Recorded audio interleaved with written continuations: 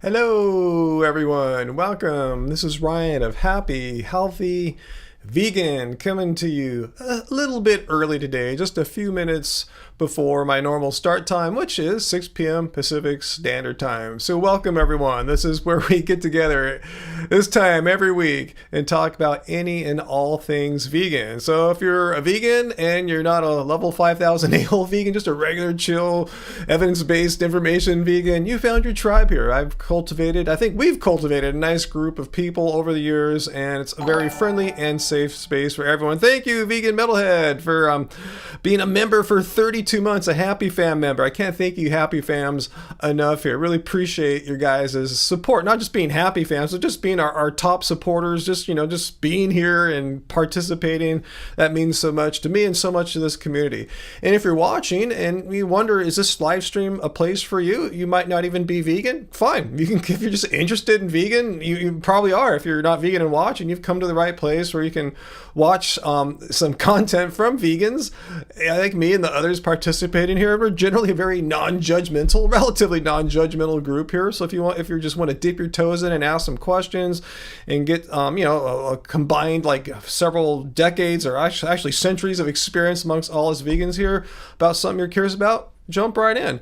So if you're here to learn what I'm saying, you've come to the right place. And if you happen to be someone who just thinks we're horrible people, that we're cult members and we're judgmental and we're hypocrites because we eat avocados and almonds or anything like that, you come to the right place. Because if you think you have some great thing you want to tell us, some great arguments, some gotcha point that we've never heard before, feel free to share it with us here. All we ask is you ask it in a civil way. You don't have to be like a total ass kisser or anything. We're not asking for that. Just don't be an a-hole and we can probably get along. So anyway, with all that, hey, let's get started here. Hey, Uncle, I couldn't wait to start. Yeah, sometimes I'm ready early. I went through my pre-flight checklist, as I call it, before hopping on live, and everything went pretty smoothly. And it's like, all right, I'll just get going. I've had a kind of long day already. Might get a little tired early, so let's just get started. So welcome everyone. Welcome all our regs. I see a lot of our regulars are already here, even with me starting a little early.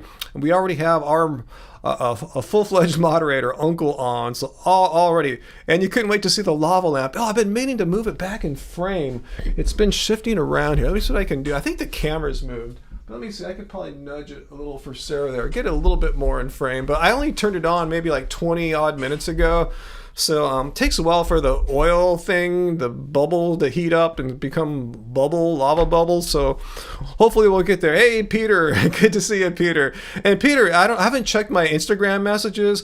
I assume you've been sending me some stories to check out some carnivore, some no longer vegan people. If you haven't, please send me some because I'll be looking to make a new video probably like Sunday or most likely Monday. So yeah, I'll check my inbox, and if you have some new stuff, Peter, please send it along.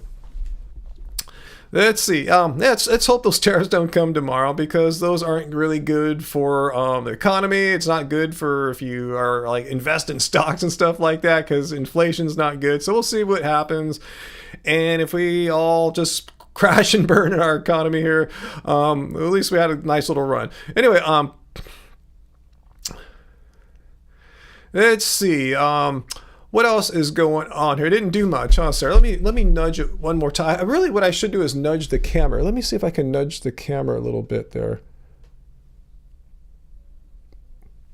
I did a little more something there, huh? I mean, I go and tweak things here. I probably bumped it a little bit, so that's probably better than nudging the light. So now we can see the lava lamp a little better. So yeah, I'd rather not talk about politics right now. I've been trying to stay away from like I wish like on Reddit you could block like people's names, like like Musk or something like that, or the president or something like that. You can't do that. So anyway, I've been trying to like not follow too much news lately, so I don't want to really talk about politics right now.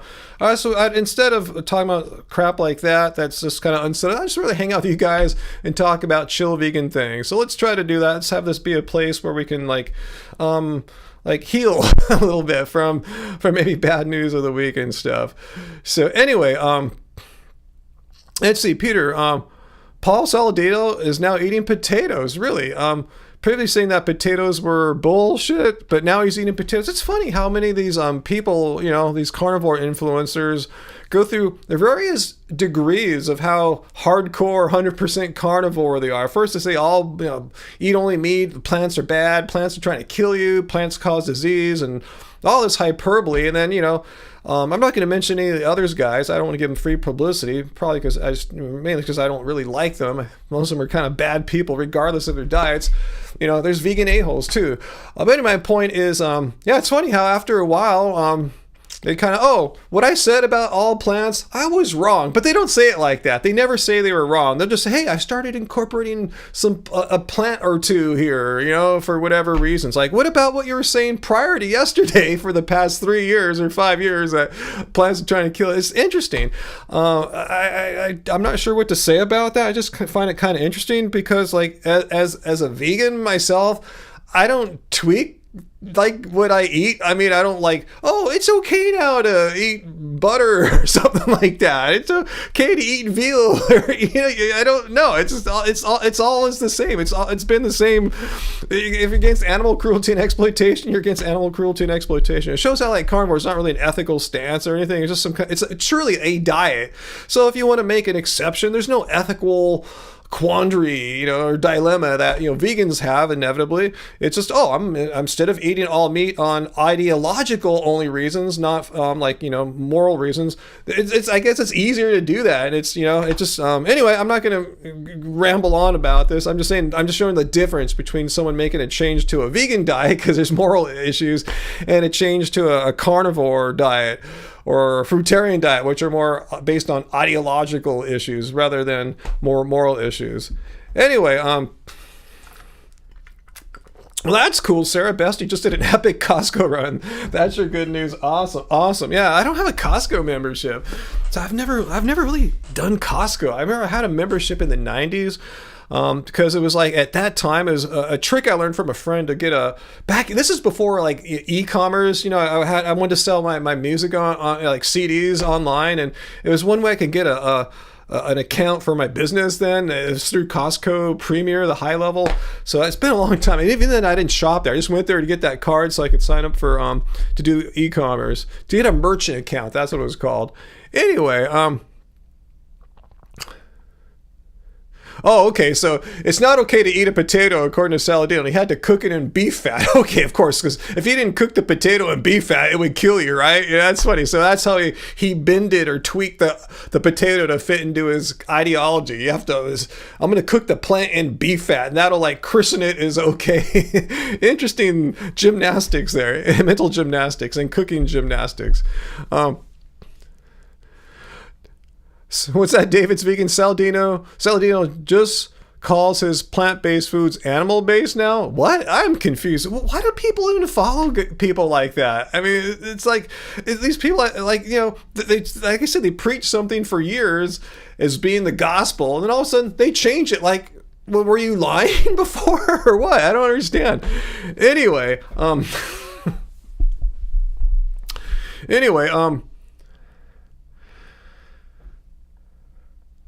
let's see. Sarah, lots of business boycotts in your town right now. Why? What's going on in your town? I can't imagine. I haven't heard of any business boycotts going on here. People are boycotting Target and Walmart by joining Costco. What's going on? Is it there changes of policies like DEI stuff like that? I know I've heard of, that's it. Yeah, I've heard of companies now there's a new president who's against DEI stuff. A lot of big corporations want to be in his good graces and are dropping that kind of stuff. Wow. So I didn't know. I saw a list of some of the companies doing it. I have to admit, I didn't commit it to memory or anything like that. So you're saying Target is one of them.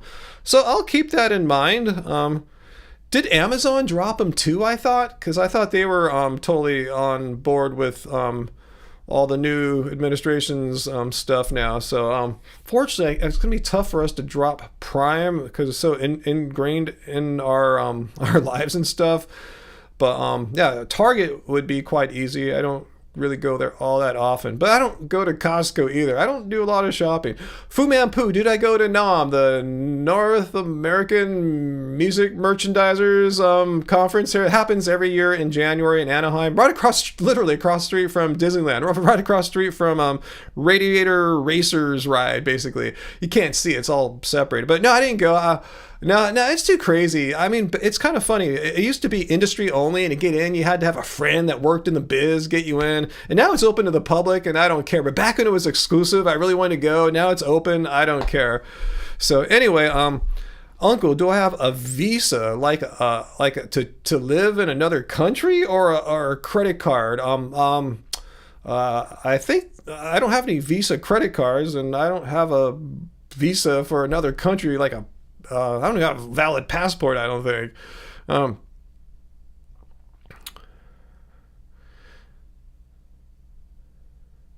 Graven, if you can't boycott Amazon, don't worry. Many more to boycott. Well, give me a list of your favorite ones right now, the big ones that are blowing it. So you said Target, and what was the other one you guys said? And Walmart. Okay. All right. I'll keep that in mind. But, to be honest with you guys, I don't think I've ever spent a dime at a Walmart in my life. I can't even remember even walking. I may have walked into one once. I can't remember, but I don't really shop at Walmart and Target on super rare occasion. There's like a little Target Express, like a mini one, like in Long Beach I'll go to sometimes if I need something, but since it's small, they don't have a lot of stuff. But sometimes I'll get groceries there because I'm in the area, like getting some food nearby or something like that, but it's pretty rare. Yeah, we have real ID cards, so we can fly, but yeah, I don't think I have a valid passport. I'll check. I think it's been 10 years since we updated ours. Let's see, did I hear about the PA crash now? What, there's another plane crash, you're saying? Let me see. I heard about the one in Washington, D.C. Let me just flick open the news here. Okay. I don't see anything about that. Wow, it's not updated in my news. Let me just flick open Reddit then. Maybe Reddit will be tip. More. Well, I got a super chat tip there. I'll look at that one sec, Hippie. Just tell me fire open, see if I can get a headline about that.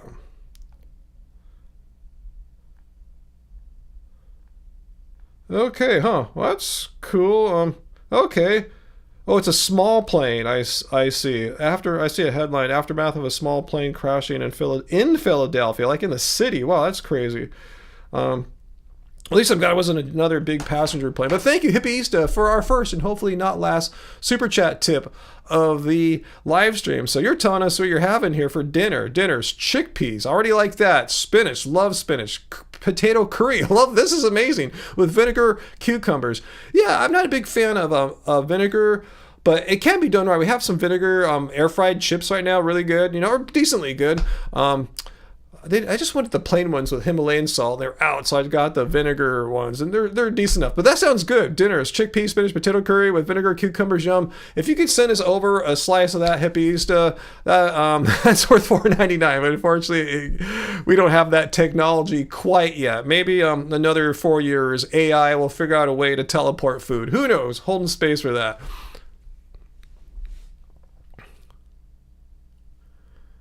Yeah, Peter, I've heard of all the weird blame being placed on this tragic crash. Well, how many, like 60, 70 odd people died, and they're making politics of it, like blaming it on previous administrations, DEI, stuff like that. No, it's a plane crash. Don't politicize it. People died. People lost their family, and it just shows how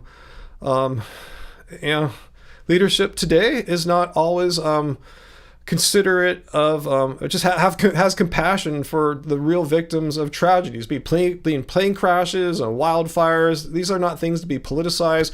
When you get down to it, we're a divided nation, but we're still one nation, and we need to have compassion for everyone, no matter where you live, anything like that. I'm sure there were people from both parties that lost their homes, people from both parties that crashed and died on the plane crash, and it's a tragedy to lose people just like that, and politicizing it is not the right answer. I want to make this about politics. I'm just telling you what a compassionate human being should do, and that's what I would do.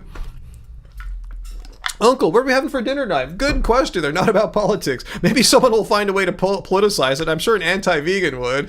All those plants in there, it's some kind of liberal, left-wing, New World Order thing, eating the plants that are trying to genetically modify you so you can't produce offspring. You know, some nut will say some crap like that. I've seen it in the comments. But yeah, Angie's planning to get a soup going around now-ish, so I have plenty of time to simmer and all the stuff mingles. So yeah, when the live stream's over in about 2 hours-ish, it should be all nice and awesome. Yeah, there's Angie. I am going to make us this soup. I heard about that, Varley's the firing. Hi, Allison. Cool, you're back from your walk. Awesome. You didn't miss too much yet. We're just chilling together. Angie's here. Say hello to Angie.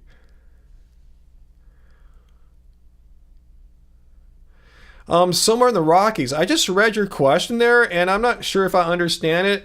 I'm not a digestion expert or biologist or anything like that. I know that. Are you asking, are vegan diets healthy? If you want to have a look here of the opinions of health organizations around the world, yeah, well-planned vegan diet's healthy. But vegan isn't about eating per se or measuring how much a food is absorbed into the bloodstream or nutrient density. It's a stance against animal cruelty and exploitation.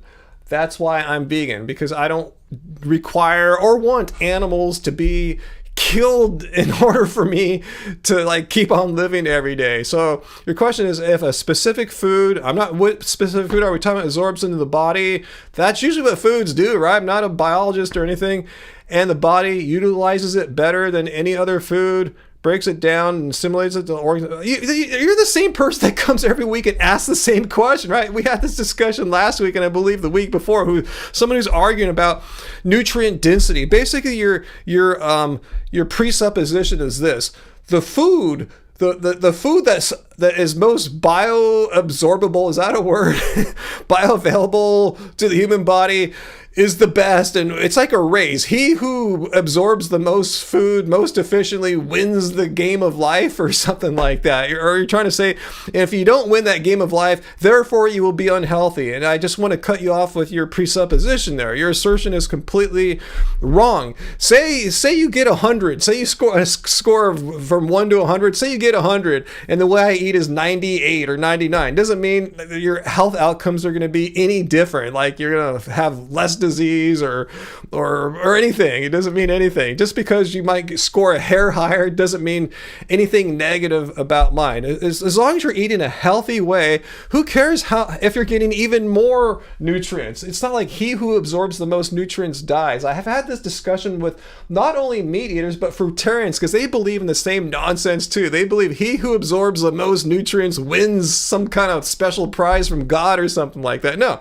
It says right here, a well-planned vegan diet is nutritionally adequate. That's what I want to know. Am I getting sufficient nutrients from my food? And I'm not doing anything stupid, as it says not to do here. So yes, I'm doing fine. And if you disagree with that, then you're disagreeing with my blood labs and the interpretations of my blood labs from various doctors I've had. I've had about 4 different doctors, general practitioners, cardiologists, review my blood labs over the past decade plus as a vegan, and none of them ever said, whoa, bro, you need to start eating some meat because these numbers here are concerning. In fact, it's the exact opposite. They say, whatever I'm doing, they know what I'm doing. I tell them what I'm doing. They say, what you're doing is working for you. Most people that come in your age are diabetic or pre-diabetic. In fact, most people that come in that are 20 years younger than me are diabetic or pre-diabetic, obese, overweight, all sorts of health issues that are caused by their lifestyle and diet that I somehow magically am not getting, even in my advanced years now. So anyway, let's continue on.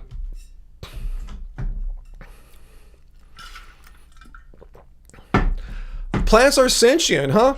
Well, it's funny how people are arguing that let's look at like carrots. They have no brain. Potatoes, no brain, no central nervous system. It's funny how meat advocates are concerned about the feelings of carrots and potatoes, and don't give a shit about the feelings of, say, baby cows, veal, or baby cows that get killed in the dairy industry because baby cows are useless. It's the pregnant adult female cows are the only things of interest. So are we really concerned about reducing the amount of killing animals as possible? So we'll go down that road, and you're not going to like it, because once again, a vegan diet is going to win.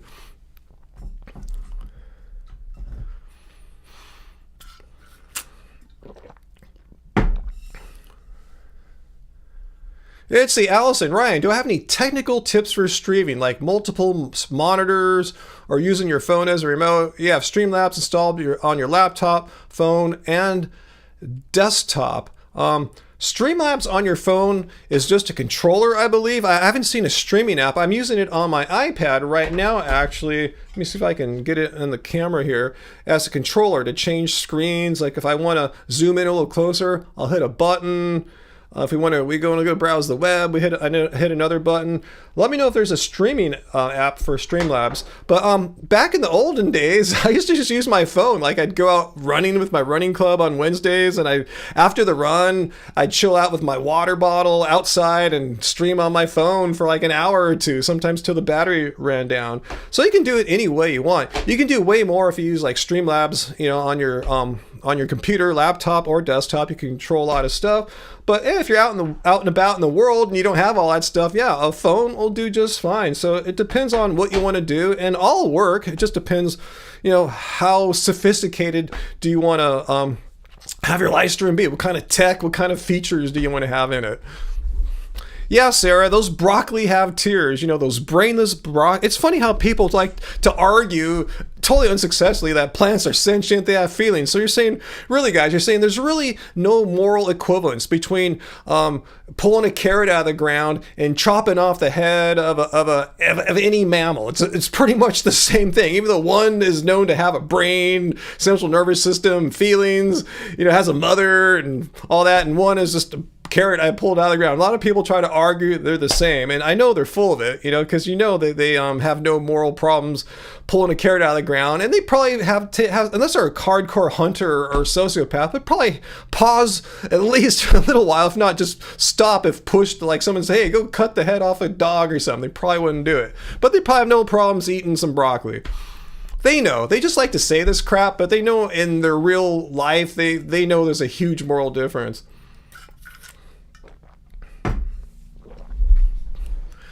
Now, have you any challengers yet? Well, I invited a lot of challengers. My video from this week, Piers Morgan and Neil deGrasse Tyson going off about the almonds and avocados and the vegetable aliens that somehow have sentience and all that. It attracted a lot of positive comments from you guys, but a lot of knuckleheads came on and actually agreed with such crap. So I invited them earlier this morning to come chat with us in this live stream if they really believe such crap. So we'll see if anyone comes. Yeah, Sarah, the bottom line is, they don't feel pain. It's impossible for a potato or a carrot or a broccoli or fill in your favorite plant to feel pain. They don't have brains, for starters. They don't have spine. They don't have a central nervous system. They don't have the receptors for pain. They don't have senses for pain. Not to say I saw one guy debating with a vegan. The guys like Earthling Ed and Joey Carpstrong go out in the street debate people. One guy thought he had a gotcha on this vegan guy. He said, well, plants are alive. It's like, yeah, of course, we eat living things. We don't eat rocks and plastic. They think you had a gotcha. Well, of course we eat living things. We just happen to eat living things that are not sentient, can't feel pain, they don't have brains.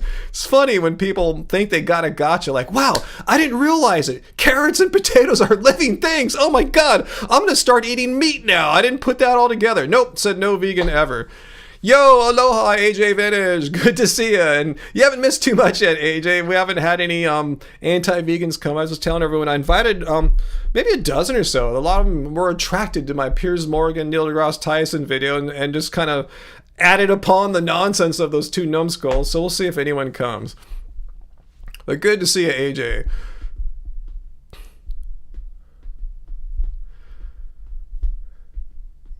Okay, so Allison, about the live stream tips. Say, okay, thank you, Ryan. You're considering streaming playing games, and so far you're not sure how to get it to show the game, and so that I can see so you can see what the viewers are seeing.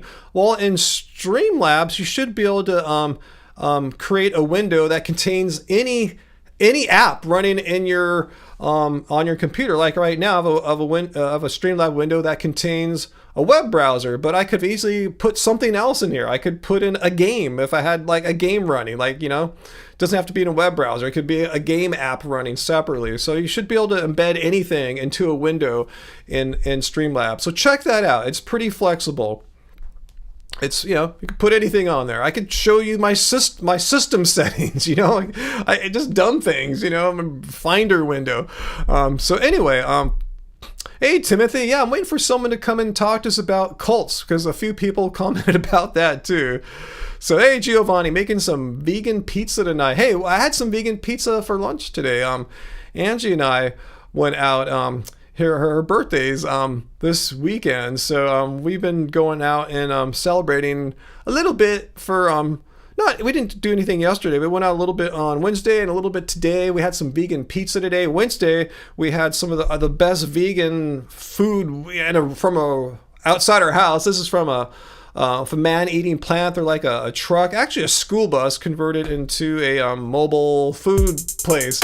And we had that on Wednesday. It blew our minds. Check our YouTube short. It has the whole coverage of it. And today we went out and had a vegan pizza at the Disneyland Craftsman Bar Hotel. And thank you, AJ, for the weekly cult dues. Is anyone watching who thinks that we're a cult, as my live stream title is suggesting? Because as you saw there, you saw some evidence from AJ giving me that $30 weekly cult due, that you might have a point that we are a cult. So come on and let me know if you thought that was evidence that we're a cult. But anyway, in all seriousness, thank you, AJ. Much appreciated.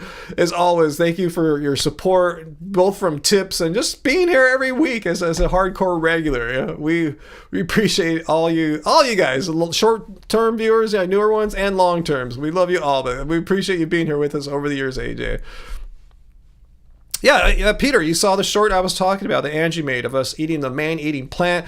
They're an Asian couple. They're really sweet, really cute, and they make these just great Asian and Asian fusion dishes. You know, guys, I'm Chinese. I've said 100 million times. Yeah, they make chashu bao, a dish I've been eating, like, you know, since as far as I can remember, back when I was a baby, before I was vegan or anything like that. They make some mushroom-based chashu baos. They make some Japanese-based, like, sushi wrap things. I don't know what to call them. But anyway, yeah, check out our YouTube short. Angie put it up right away. I think she put it up Wednesday night because she wanted to promote them. We went back there today actually to eat some more. It's a downtown Disney. That's where their truck's been for the past couple weeks. We went there today to get some more, and they weren't there. I texted them because I know them, they're friends, and they said their school truck broke down. It's in the shop or something like that. So they're not there today, and they don't know when they're going to be back, but Sunday, on her birthday, is the last day. They're there till the 2nd. So fingers crossed that they'll be back. We don't know what we're going to do exactly on her birthday. We had to think of several options, and I think that might be our number one, to go back and hit it on their last day. But we'll see what happens.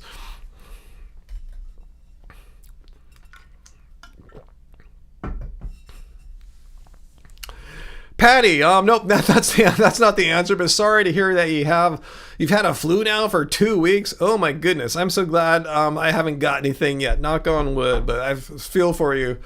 Thanks for the tip. Oh, Sarah, thanks for the tip. Thank you so much. She said you guys go to Disney so much, you're going to have to start paying rent there. Well, it's like one of the few places where we can go and, it's relatively close to us. It doesn't take that long, as long as there's not traffic. And the times of the day we go, there's not much traffic. You know, we can park, usually plug in our plug-in hybrid and charge for next to free. And there's tons of different vegan options. They change them around throughout the year, so it's not the same thing forever, which would get quite boring. I was chatting with Angie, it's like going to a vegan festival where there's actually when you're done eating the food, there's like world-class rides, and you can go meet Darth Vader or something like that if you're into Star Wars or whatever. Hug Chewbacca. In my case, hug Baymax. But anyway. Yeah, well, why don't we pay rent there? But we do have annual passes for the cheapest ones that you can give, the ones for Southern California residents, which is cool. but we can't go all year. We can't go on weekends ever. We can't go in December. Can't go for most of summer. And there's some blackouts too around Easter. So we work around that. It's a place where we go where you're within security. You have to pass through metal detector, security guards. And we're pretty safe there. We're not too worried about some maniac like doing a mass shooting or something like that. It's a place where you can go and feel safe, not worry about being hassled, not being shot, and a lot of good vegan food. And it's something often we can just, since we're not, like a lot of times when non-pass holders go to Disneyland, you guys are there like 12 hours. We're there for like often, sometimes as little as 2 hours. Today we're there 4 hours. We just go get some food, go on a ride or two, then come home and start working on stuff. It's not like a full day like how regular people do it, I guess. We just kind of make it a little getaway for like a half day and then get back and get down to business. So anyway, well, they had roller coaster rides. Well, then that's a little bit like going to Disneyland, Peter. Roller coaster rides at the Vegan Festival in the UK. The thing is, those are temporary things, and who knows how good the people were who set them up. You have to trust your life on a roller coaster that's going to get taken down in a week or something like that. The Disneyland stuff there is permanent. It's always there's maintenance done on it, inspections all the time. So I feel pretty safe trusting my life on Disney rides. That said, we go on super low risk rides. We don't like ones where you feel like you're going to die or something like that. I get enough adrenaline driving on the freeway. I don't need a roller coaster to fire those neurons off. Ryan, what a sad world is. I don't have to go to Disneyland because we're behind metal detectors to feel safe. It's just a nice plus, not having to worry about anything. I mean, there's other places we can go eat too where I feel totally safe. Other places where we can go eat food and hike around in nature. And I have pretty much the same non-existing fear level of being in a mass shooting as I have behind the metal detectors at Disneyland. I'm just saying it's one place where we can go in public that's kind of crowded, where there's a lot of people, where you don't have to feel sketched out or anything like that, Like when you could go to a concert, you can go behind a metal detector to get in. You can feel kind of safe once you're within past security. Hey, thank you, Blood Rose 75 Thanks for keeping our third super chat. On the vegan journey. Oh, thanks for keeping your spirits up on the vegan. That's what I'm doing here, guys. I'm creating community, and I've created a community of really cool people here, people I enjoy spending my Friday nights with. And I'm glad you are feeling likewise too, Blood Rose. Much appreciated. Thanks for sharing. That's what this is all about. It's not me to stroke my ego or anything. It's a place for us to chill, talk about vegan things. And if we have anyone coming here arguing that plants have feelings or that I'm murdering billions of bees because I eat avocados, we'll hear them out and see what they have to say. Sorry, you don't have freeways there? Only highways? Oh, I remember you said you don't like driving on freeways anymore. That must be it, right? Because you don't have to travel on freeways all that often. Yeah, unfortunately here, you know what California is like, especially Southern California. It's pretty much impossible to get around without a car, and with, you pretty much need to go on freeways to get where you're going to. Yeah, there's ways around that, but, means, you're going to be driving a lot longer. Anyway, yeah, I'm not a huge fan of freeways, though, sir. I'm not defending them or anything like that. I prefer to live somewhere where I don't really have to drive freeways much. Oh, yeah, the concert last night for the California wildfires. Yes, I wasn't planning on I was just kind of flipping around the channels on last night, and I tuned into it a couple times. I thought, there's no doubt. I just tuned right out.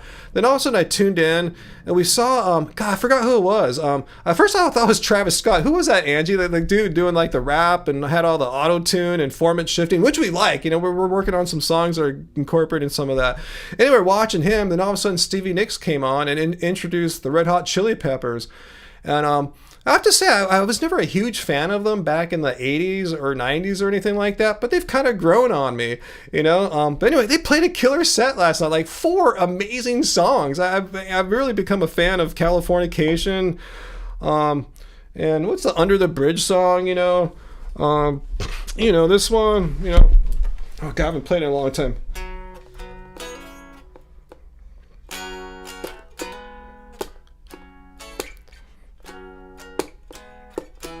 Oh, shit, I haven't played that song in a long time. Anyway, I'll play the ending, though. I think I have the ending memorized forever.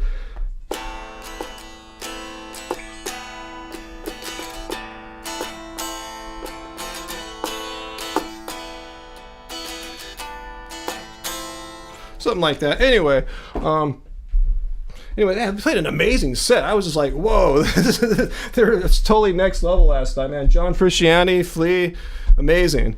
Those guys are top-notch musicians, and they brought it and then some last night. I think it was extra special for them being lifelong Los Angeles residents, and it really made me, strangely, I didn't talk to Angie much about this yet, but made me proud to be from here, you know?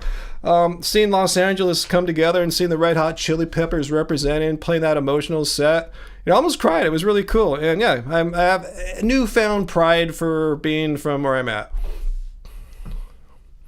Not to say I was ashamed from being here, but I'm still ready to bail and sometime in the future, hopefully. But yeah. Oh, Angie, that was lit. That Chili Pepper set was so lit. Every song was so freaking moody, man. It was like John Frusciante was like conjuring like Jimi Hendrix on half the songs, just playing some really cool stuff. I was totally into this kind of dark, pretty melodic vibe that all the songs were singing there. Angie and I are harmonizing on the chorus of Californication. It was cool. Anyway, that's all I watched. I only watched that, and I had a really cool time, and that was it for me. Pennywise from the South Bay Uncle. I'm not familiar with Pennywise. I know where the Chili Peppers are from. They're from like Hollywood and Fairfax High School and all that stuff. Melrose area. Anyway, what's up, Heidi? Red Hot Chili Peppers and Tori Amos were your first alternative artists. Awesome. Huh. Let's see, Sarah. Law, these arguments, tigers. What are we having? Someone argue here? Is it somewhere in the Rockies still? Somewhere in the Rockies. Do you have a question for me? So you judge tigers and all animals that kill others to eat? Well, okay, I'm going to answer this one question for you right now, somewhere in the Rockies, because I know you're the same person from a few weeks and last week that have been asking about nutrient density, so I'm not going to let you monopolize your time.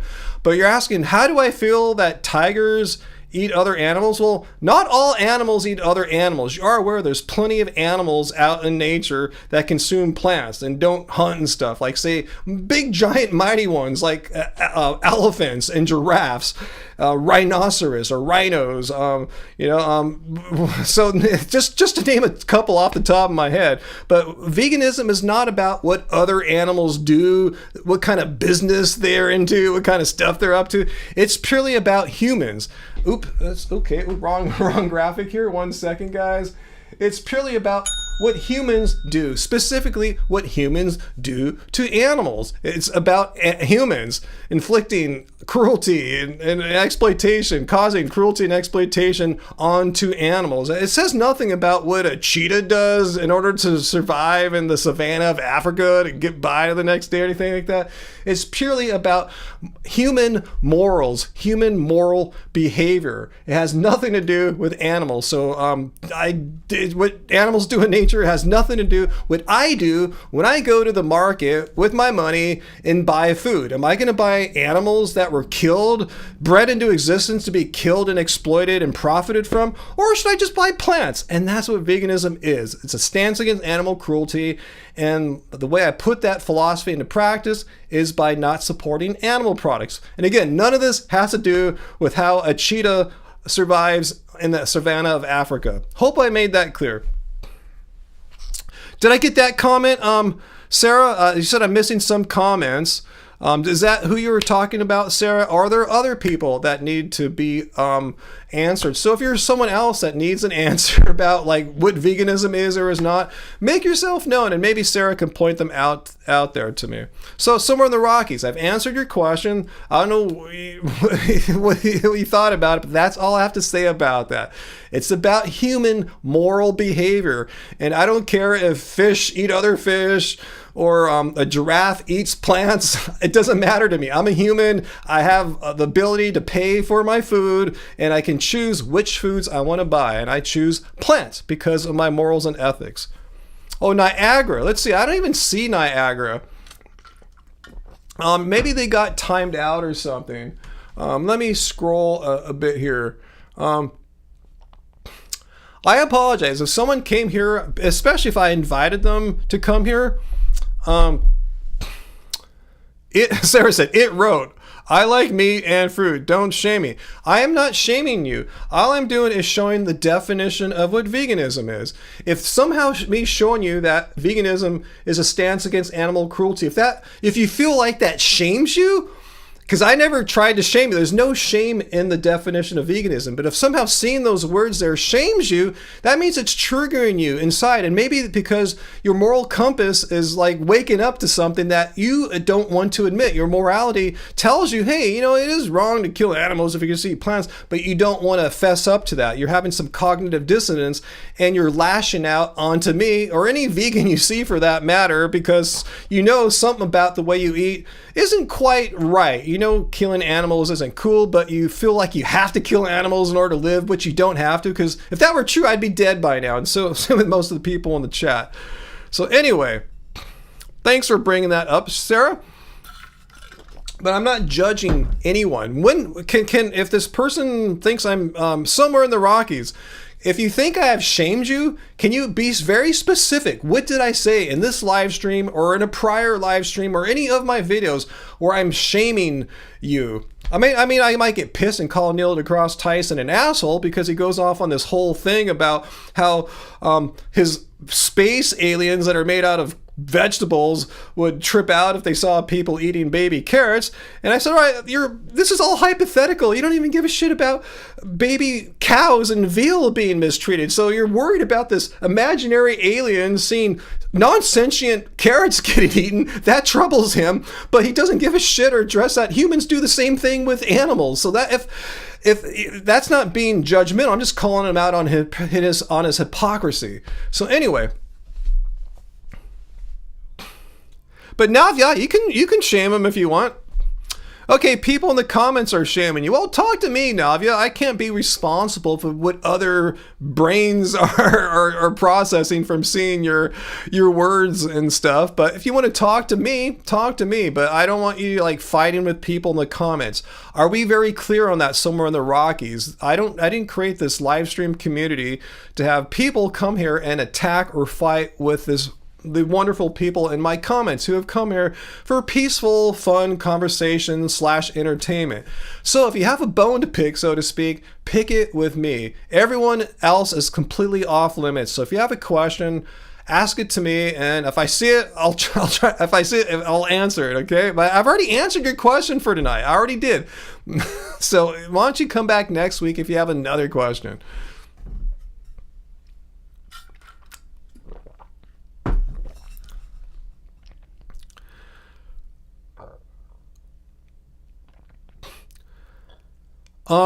We've already moved on from you somewhere in the Rockies. If you want to come back next week, let's come back, okay?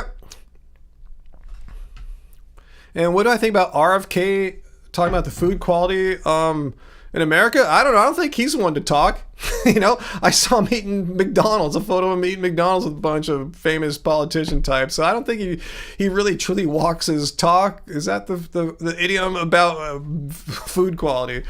And the guy takes testosterone replacement therapy too, just like Joe Rogan. So I don't know if he's really a health authority. He's a trained lawyer that specializes in environmental law or something like that. It doesn't make him a food expert. In fact, I saw a part of his questioning where he didn't even have any rough idea of how many babies were born every year. He gave this incredible number, like 30 million. That's like, no, there's only like 300 million people in the United States total. That'd be a hell of a lot of babies. Anyway, what does my shirt say? I conquered Small World because, yeah, we didn't go into Disneyland today, but we were on the Disney parks. I told you doing some eating and celebrating for Angie's birthday.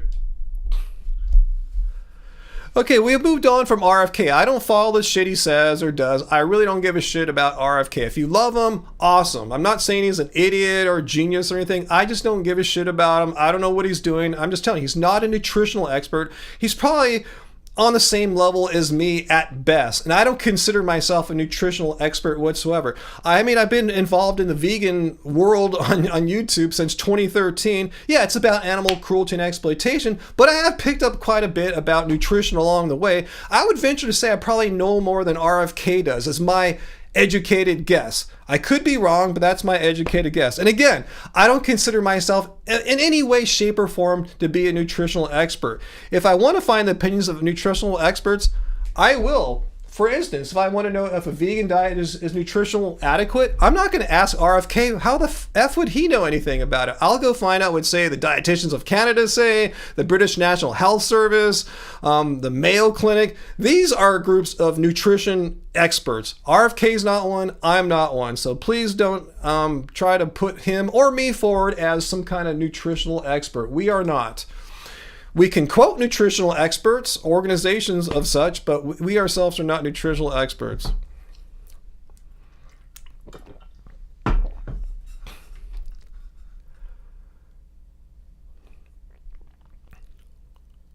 Yeah, Peter. Yeah, veganism is about not killing animals. It's not about whether they're grass-fed or regenerative agriculture. It doesn't need to promote bullshit like that. Tell me if I'm wrong. I know a little bit about what he said. Isn't that kind of the crap he promotes? Like, oh, it's great to eat meat as long as that meat was grass-fed and regenerative and treated really well. See, that's not a message I can get behind at all.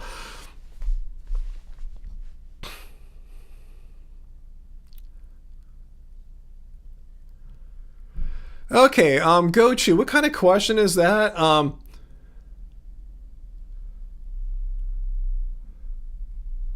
I think I prefer the latter. The ones that are, okay. I just prefer your question, Gochu, if just they wouldn't lie. If they're going to be non-vegans or anti-vegans, just don't freaking lie and make crap up. You know, stick with, like, say, what the definition of veganism is. Stick with evidence-based information. Just don't make up stuff like assume their own bizarre custom definitions of vegan, which are pretty much wrong and often impossible for any human to practically follow. Make crap up. Oh, if you're vegan, you will go brain dead. You know, there's not enough nutrients for your brain, or your ear's gonna fall, or whatever crap people make up. Just, if you're gonna be non-vegan, be honest about everything. Just like I strive my best to be honest about everything. And if I'm ever wrong about something, point it out to me. I'd love to be corrected. I don't like to believe in things that are untrue. I'd rather have someone show me I'm wrong than me holding on to a belief that's completely bullshit. I don't have time in life to be wrong.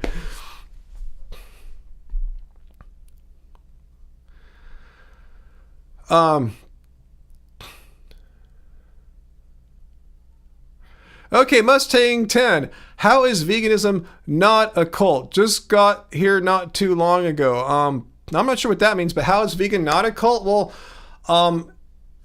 you got to prove to me how it is. I can't prove to you I can't prove to you like the Easter Bunny does not exist. I can't prove to you that the Tooth Fairy does not exist. Give me your argument or evidence as to why you think the Easter Bunny exists, or in this case, how veganism is a cult. I just put that in the title of this live stream because I see so many people just throw that out, how veganism is a cult. So please, just give me the evidence as to why you believe veganism is something like, say, Scientology or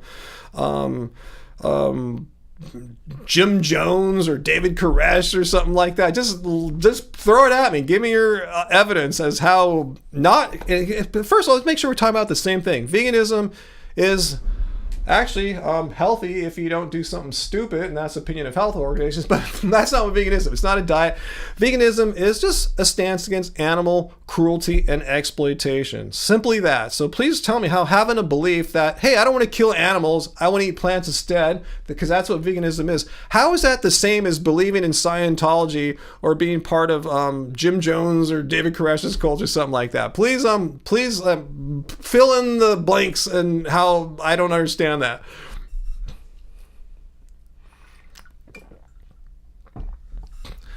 AJ, air frying pot stickers is not good. I can't believe I've done that before, to be honest with you.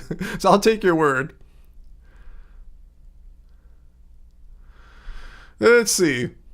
Sarah says we're a cult, but the best cult ever. So we'll see what Mustang says about giving his or her argument or evidence, how we're something like Scientology or the People's Temple. That's what I was trying to think of. Anyway, let's see. Allison, you just learned about Ted Kaczynski, the Unabomber? You just learned about him today. Wow.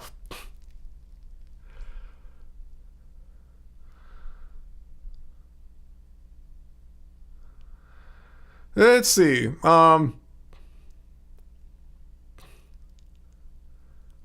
Let's see. Maybe he or she is thinking about it. Hey, Jesse 12 string. I don't think I said hi to you tonight. What's that, Fu Man Poo? You've been binging electric guitar contention? What is that? Electric guitar contention. That sounds really cool, whatever that is. Let's see. Oh, I don't know if they're coming back or not. We will see. But yeah, I'd love to hear the argument for how we are a cult. Have I missed anyone else that's been lurking or waiting to have me answer some kind of anti-vegan sort of question? Yeah, I haven't heard anyone bring up the Unabomber in a long time. Okay. Mustang, okay, I'm great. I'm happy to hear that you have no issues with people like me who are not only wanting to be vegan, but have chosen to be vegan, because I don't wish for animals to die in order for me to live. That's what veganism is. So let me know, Mustang 10, how that is a cult. I have this belief that animal cruelty and exploitation are wrong, and I put into practice that philosophy into my life. That I choose not to purchase or utilize animal products. Instead, you eat plants or things that are not, or utilize products that are not derived from animals. So yeah, just let me know how that's a cult, because I'm not seeing it. It's like saying, hey, oh, you have a belief against murder, you're in a cult. You have a belief against rape, you're in a cult. You have a belief that animal cruelty and exploitation are wrong, you're in a cult. See, I don't understand how having a belief makes you in a cult, put you in a cult. So I want to understand the thought process, how you get from having a belief to being in a cult, because again, I don't see the connection in any way, shape, or form. So maybe you can give me your argument.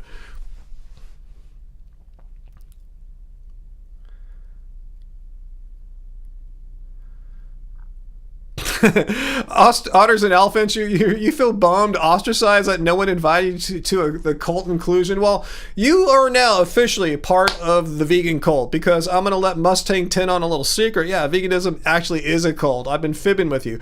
I am the vegan cult leader. People say veganism is a cult, but no one's ever been able to point to the leader. Well, I've actually been the vegan cult leader all these years and decades, working behind the scenes anonymously, keeping the vegan cult organized, keeping it a well-oiled machine so it can operate and function as the super efficient and powerful cult that it is. So anyway, now that cat's out of the bag, so to speak,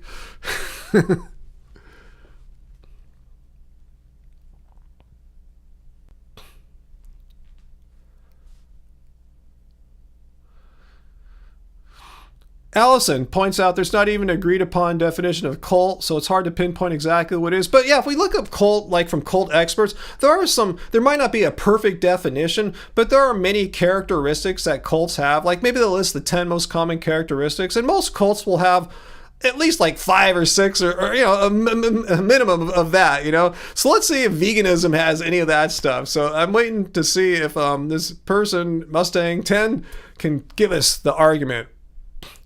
Okay, G. Strathmore, was my question about vegan dog food inappropriate? I didn't see your question. If anyone asks a question and it doesn't get answered, don't take it personally or anything like that. I just don't see everything. So just ask it again, like maybe a minute later. Okay, I want to say, as far as feeding your pets, I'm not a nutrition expert on human food, let alone a nutrition expert on what animals require to be healthy or anything like that. I recommend that you talk to your vet for actual professional advice, because they went to veterinary school for years and had training past that. They know a lot more about what's good for your dogs and cats. That being said, I have something I can share with you from an ethical vegan who happens to be a veterinarian. And as she says right here, remember, she's an ethical vegan who happens to be a veterinarian. She says, in general, dogs are much easier to maintain on a vegan diet than our cats. So that's good news for you. And again, I'm not a professional or anything, but I've seen many people firsthand have great success feeding their dog a diet of all plants. So that should point you in the right direction. But I'm just showing you what I know. Go talk to someone more with more authority to speak on the matter than I have. Just showing you the little bit I know, it's not that tough. Yeah, dogs love plants, right, Uncle?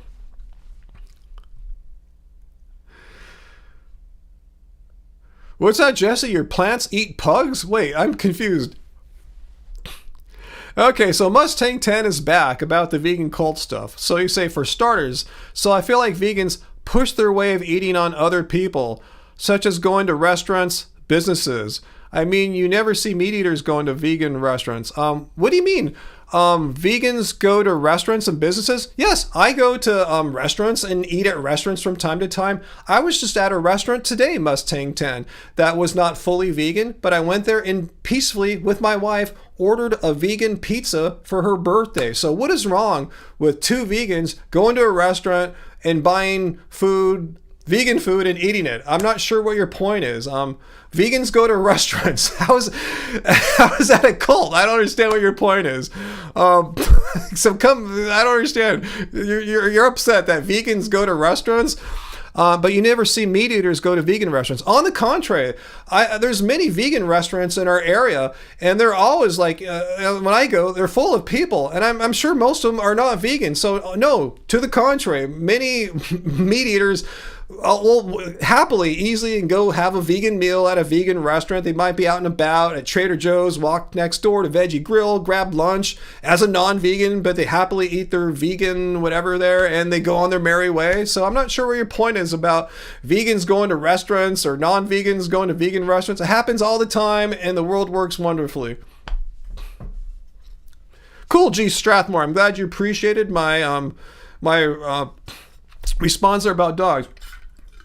Mustang 10, as far as protesting with signs. Well, Mustang 10, I've been a vegan for I've been vegan since 2010. So, 2010. So you can do the math now. I've been vegan for 14 years. I've been to literally hundreds of vegan restaurants, and literally in that time in hundreds of non-vegan restaurants ordering vegan options, and not one time ever have I ever started yelling at the people there for not being vegan, nor have I witnessed just someone independent of me coming in and doing a demonstration about eating meat. I did see someone one time when I was at a Japanese restaurant and we were ordering some vegan ramen. Someone came in and did a protest. A meat eater, I assume, did a protest, and it was something politically related. He made a big huff and puff. So the meat eaters do go into restaurants and disrupt service and business and then leave. He left maybe a minute or two later peacefully.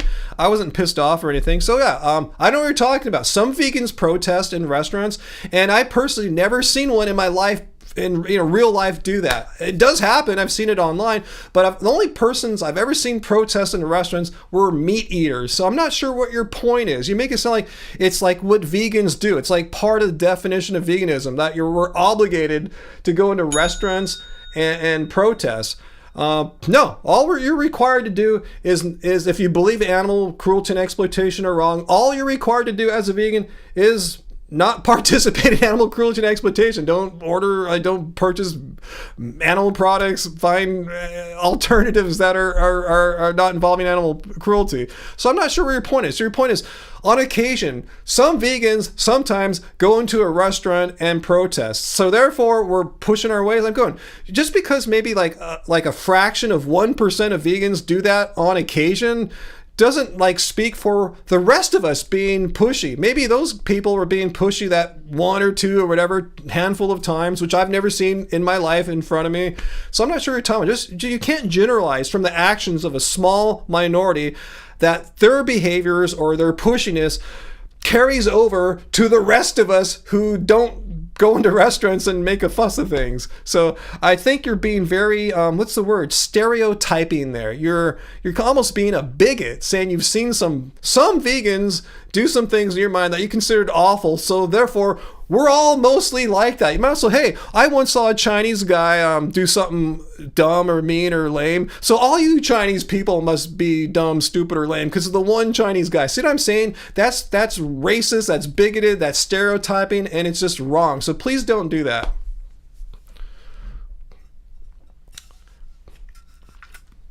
That's cool. Yeah, Peter protests in restaurants all the time. I've never been in a restaurant with Peter though, but I'm just saying it's something I've never done, but it's not like the common thing. I'm sure. Actually, let's do a little survey here. I'm gonna do a survey really quick. Where is it? Where is the surveys at? Shit. Do they not have that anymore? That functionality? Let me. Oh, I don't see it anymore. They used to let me do. Oh, I think it's down here. 1 second. Start a question and answer. Have you ever protested as a vegan in a restaurant against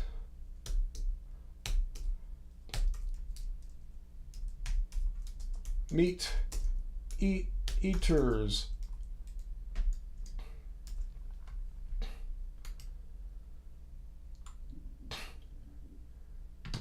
Let's see. What happened here?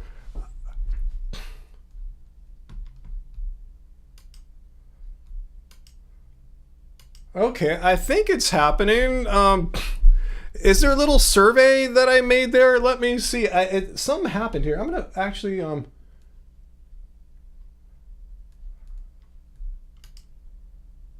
live chat. Okay. It doesn't let you answer, huh? Crap. I must have done it wrong. Let me see if I can fix it.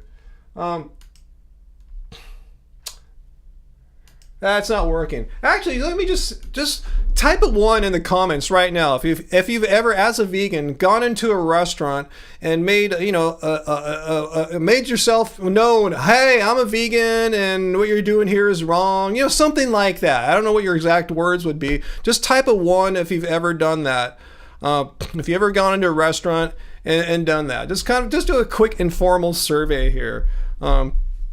Okay, a few of you guys have done that. Awesome. Let's keep seeing. I've never done that.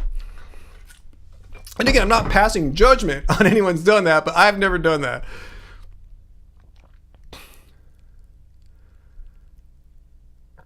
Peter does it monthly. Awesome. Good for you, Peter.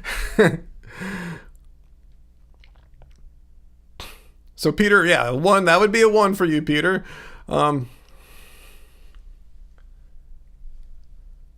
Let's see. So I see a few nevers, no's, nope. Graven hasn't done it either. And I know you're quite feisty one, Graven. He protested by leaving a loaf of love in their stink food. That's a unique way of doing it.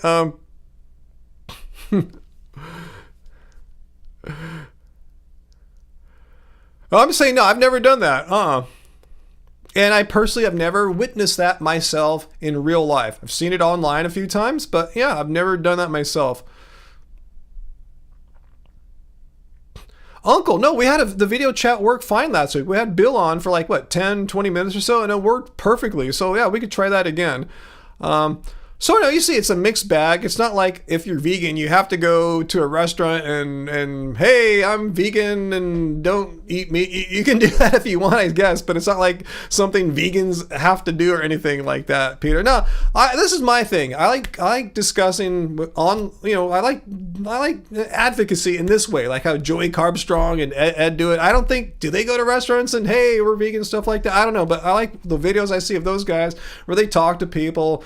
That's what I would do. If I were to leave this house and do more vegan outreach outside of this room here, that's what I would do. Go out in the street and talk to people, logic, evidence-based information discussions, rather than go into a restaurant and bugging people there. I'd rather talk to people out in, the world where we can have the time to engage in a rational dialectic rather than just me shouting for a minute and then leaving or something like that. That's just me. That's my personal preference. That's how my brain is. I'm into, what I'm doing right now, rather than just kind of broadcasting, hear ye, here's what I have to say. No, I'd rather have a discussion, logic, critical thinking based discussion.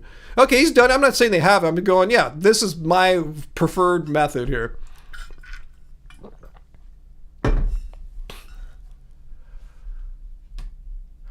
Awesome, Sarah. When you were 16, you used to go to the San Francisco Opera and egg women in fur coats.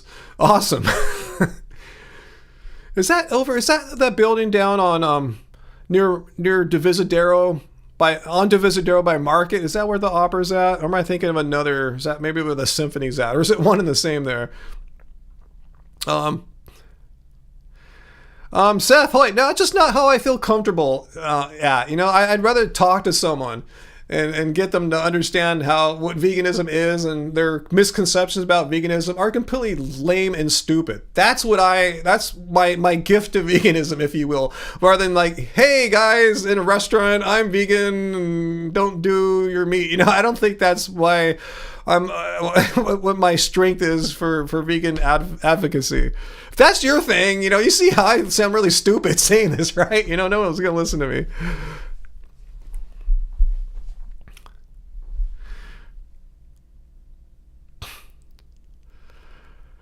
That's okay, Seth. I feel this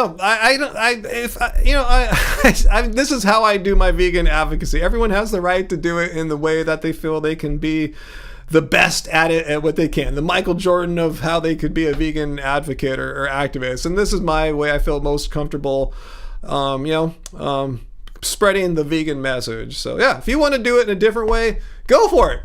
Get out there and do it. But this is my way of doing it.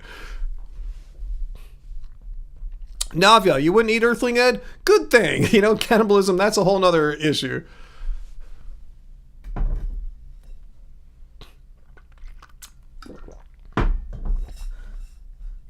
Sarah, you were a punk when you were 16. I bet. That sounds pretty rad. I've never done something so bold as that before.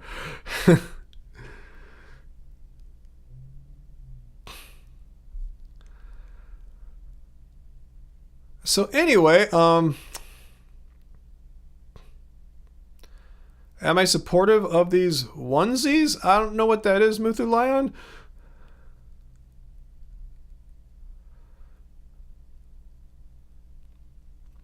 So anyway, see if I missed anything else going on here. But I'm saying, yeah, you guys can go out and do that. I'm going to do this. I'm going to talk to people in the live stream and make videos responding to nonsense, to misinformation in the media, like what I just did with Piers Morgan and Neil deGrasse Tyson.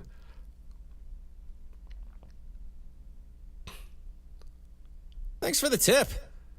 Hey, Johnny, thank you for the tip for the cult leader. Hey, Johnny, thank you, but we got to keep this quiet that I'm a vegan cult leader because, someone was here earlier, trying to argue that we're a cult because some vegans go into restaurants and say things to the customers and that makes us a cult. But you're giving more evidence, more fuel to that fire, Johnny. But thank you so much. Much appreciated. Thank you for your support.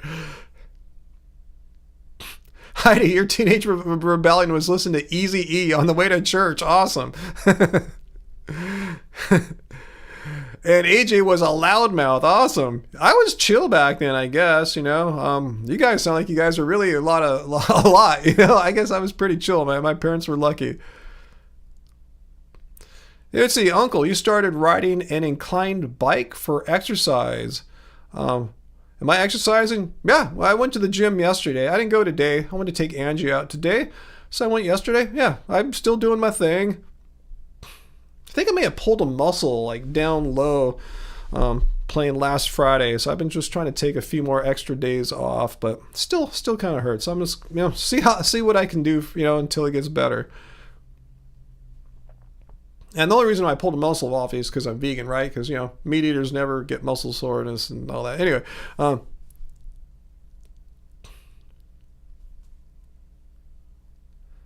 that's good, Johnny. Yeah, if you have any like teen angst or mischievous inclinations, yeah, utilize that, focus that into a sport or something like that. Exactly. Does Angie exercise? Well, today we just walked. Let me see how many miles we walked today. Because walking is actually a very underrated but very just effective form of exercise. I've never seen a doctor say, I don't walk around all that much, it's not that good for you. So yeah, Angie and I today walked approximately 10,000 steps and 4.2 miles. And we did the same thing roughly on Wednesday as well. So yeah, there's some exercise right there.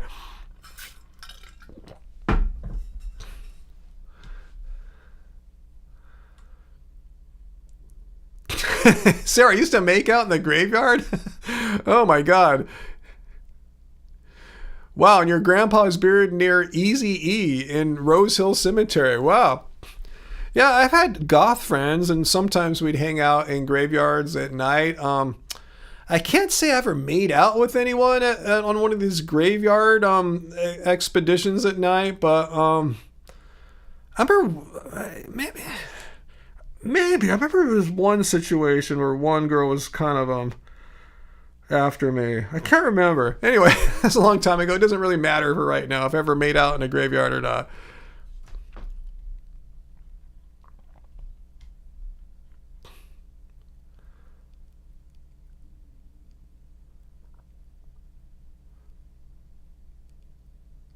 Okay, thanks for sharing that 4.5 billion year old Earth. Read his post. I'm not sure if I understand what's going on there, but he's mentioning a vegan that was part of the Human Health Services Department, 50 years. So check that out. AJ, I imagine for a lot of you guys, walking outdoors is a little too icy. But yeah, today we got lucky. It was a 65-degree day. Partly cloudy, partly sunny. It was really beautiful when the sun was out.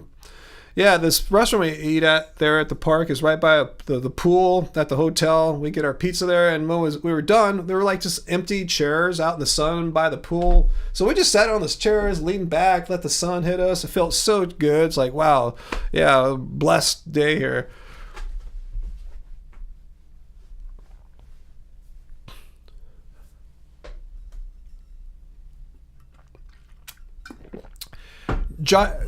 Gyre Age Guy, do people get surprised when you tell them you don't cheat? Yeah, sometimes people in the comments assume that all vegans are cheaters, especially long-term vegans. Like, really, that's your explanation for why I'm not dead yet and stuff, why I'm doing okay, why I have good blood tests? Because I'm telling people I'm against animal cruelty and exploitation and I'm vegan, but really, when no one's looking, I'm eating animal products. That's your hypothesis there. With zero evidence, like that their evidence is, well, you're so healthy. Like, thank you, but it has nothing to do with what you're asserting I'm doing. But yeah, people assume that sometimes that all vegans that are sickly and weak or whatever, those are the ones that are really vegan. But the ones like myself, been doing it like 14 plus years, good blood tests, athletic, we're the cheaters, you know? So you can't win as a vegan. You know, if you're doing great, then you're cheating. If you're jacked and buff, like Simnett Nutrition or whatever, you're on steroids, you know? So you can't win.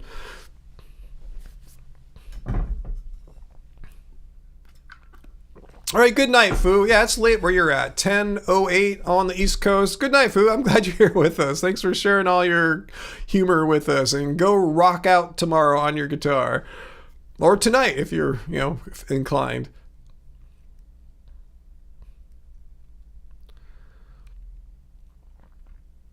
Yeah, how do you walk around in the ice, Sarah? You got spikes for your shoes, so do you go walk around when it's icy out there in Oregon, or do you like wait for it to get better? How does that work out? Hey, vegan Brian Animal Activist, thanks for becoming a member here. Thanks for joining our chill and fun happy fam, and now you get a little cool medallion thing next to your name and all that. So thanks for joining vegan Brian Animal Activist. Let's see, Johnny, would I choose? Yeah, would I do another voice chat thing tonight? Yeah, I'll do one later if anyone's up for it. Yeah, we could try to meet Johnny again, like we met Bill last week. That was cool to finally talk with Bill after all these years of seeing him, and he looked great. For the way he described himself, if you're watching Bill, you made it sound like you're just doing really bad. I know you're going through a lot right now health-wise, but you look great. You look robust. You look strong. I think you're gonna. I'm not a doctor or anything. Just my take on you. You don't look frail or anything like that. You look like you're gonna like heal and recover and get better. So yeah, my best wishes to you. That was great to talk to Bill.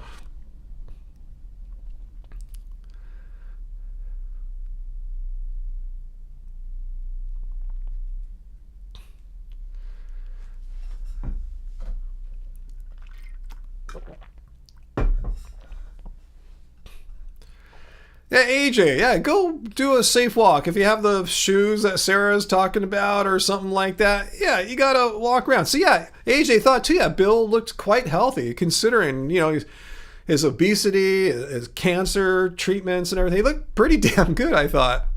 Yeah, and he seemed like a good person too, Johnny. On top of that, besides his health, let's not just get focused on that. He just seemed like a really just like thoughtful, intelligent, compassionate person. So I just give the big thumbs up to Bill, and I want to just say, this is why I like this live stream, just getting to know more cool people. And most of you guys don't live anywhere near me for the most part, but we can all kind of like meet up here and learn a little bit from each other and see, wow, even though there's a lot of shit happening in the world right now, there's a lot of narcissists and sociopaths running wild all around the world for them, not just staying here, but there's still cool people in the world. We need to like connect and remember that there's still cool people around, even though you might not have too many right next to you. I happen to have a great one right next to me, Angie. But anyway, Uncle, I'm like you. I have very low snow knowledge. I don't know anything about the snow. All I know is it's kind of fun, but I don't like driving in it. It kind of scares me a little bit, driving in it. Not because it's inherently bad or dangerous. I just don't know what the hell to do because I'm from sea level Southern California. It's just like landing on Mars. I don't know what's going on. Did I say shit? Now, I do say shit sometimes now, especially on live streams.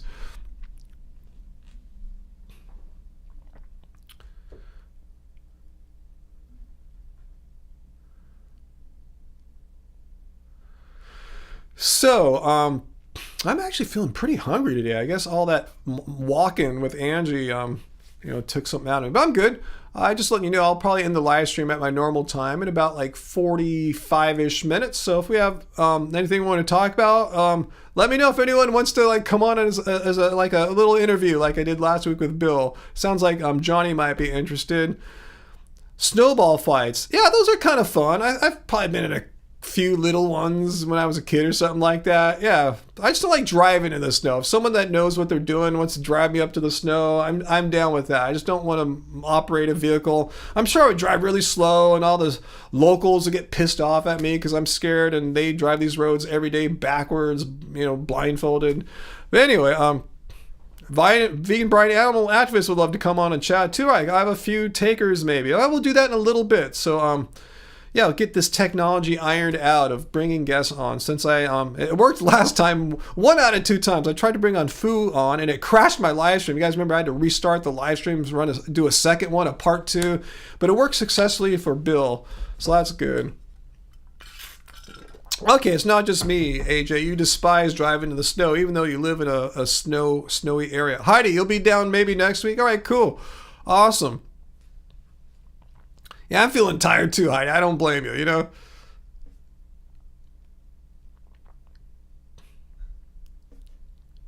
That's good, Sarah. I guess if you have what you described there, a decent snow car with all-wheel drive and good snow tires, that would, inspire some confidence, and be able to handle, conditions like that, I don't have any of that stuff. I don't have all-wheel drive. I definitely don't have snow tires, so my plug-in hybrid wouldn't do all that great up there probably as far as like being a safe snow car.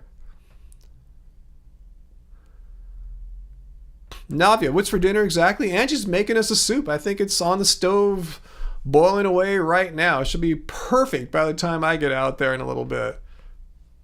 You ain't driving in the snow. Veganism debunked. Exactly. No, it's because I'm a little surfer boy from Southern California that, just doesn't have really much life experience in the snow, let alone driving in the snow.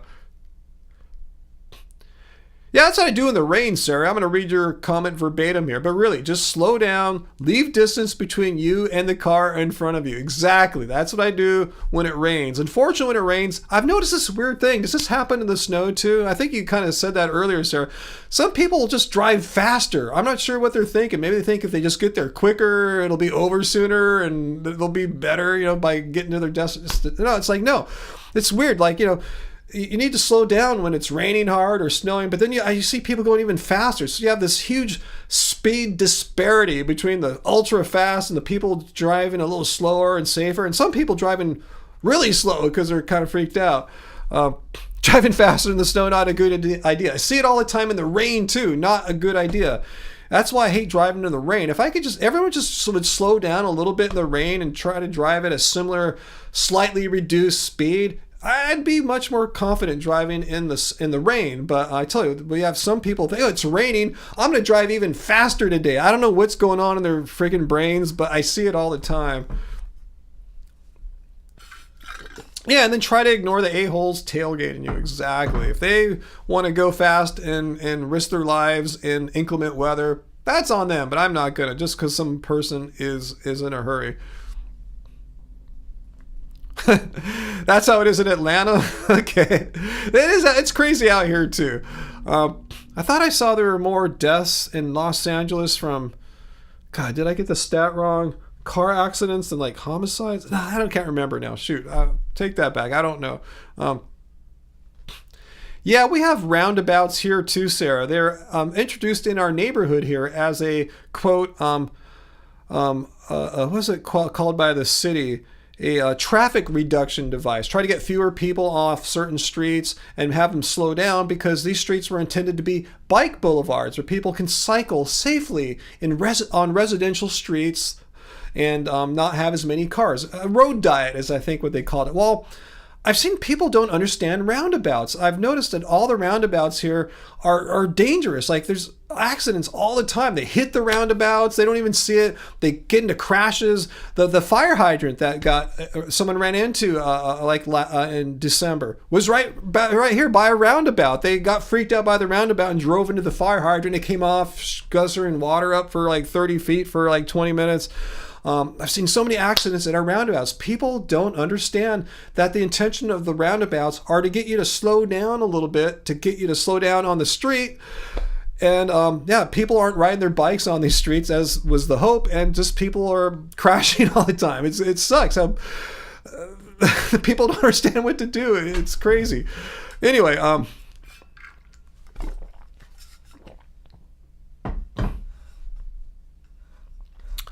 So anyway, yeah, roundabouts are to keep people slowing. And I see a lot of people observing the slowing. That's what I think they're thinking. What does a reasonable person do when they're driving in the street and all of a sudden there's this big thing in the middle? You got to slow down to make sure you get around it.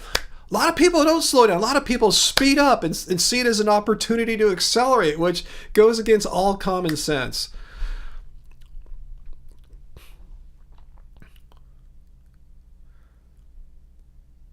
Yeah, and people don't know how to deal with them too. Like our roundabouts here on our residential street, it's a two-way, not a four-way stop. But it's clear. There's a stop sign. It says on the ground, stop in the stenciled letters. Yet people just go right through. They think, oh, if there's a roundabout, that overrides the stop sign. It's like, and all the time we'll be sitting around, we hear a honking and screaming, someone just shot the roundabout and almost hit someone. It happens quite often. So anyway, enough of me bitching about how people don't understand roundabouts. If you live in an area where there's roundabouts, or if you see one, just if you're not sure what to do, you can't go wrong by slowing down as you enter the roundabout, and stop if it says to stop. That's my tips for you. Just slow down, stop if you have to.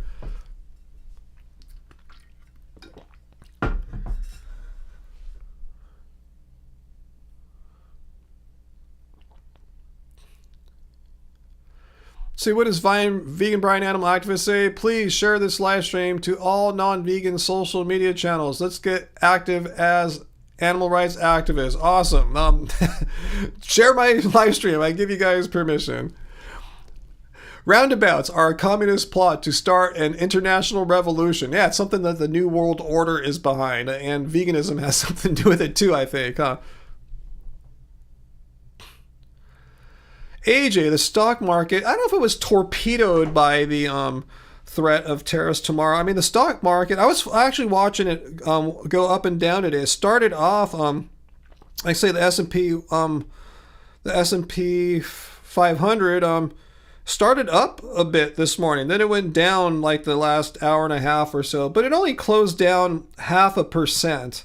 and it's down another 0.4% after hours. So yeah, this is what I said months ago. Again, I'm not making this political. I said months ago, tariffs are not good for your investments and not good for the economy. The reason why the stock market is a little spooked is exactly what I said before. Again, I'm not an economist, but this is how it works.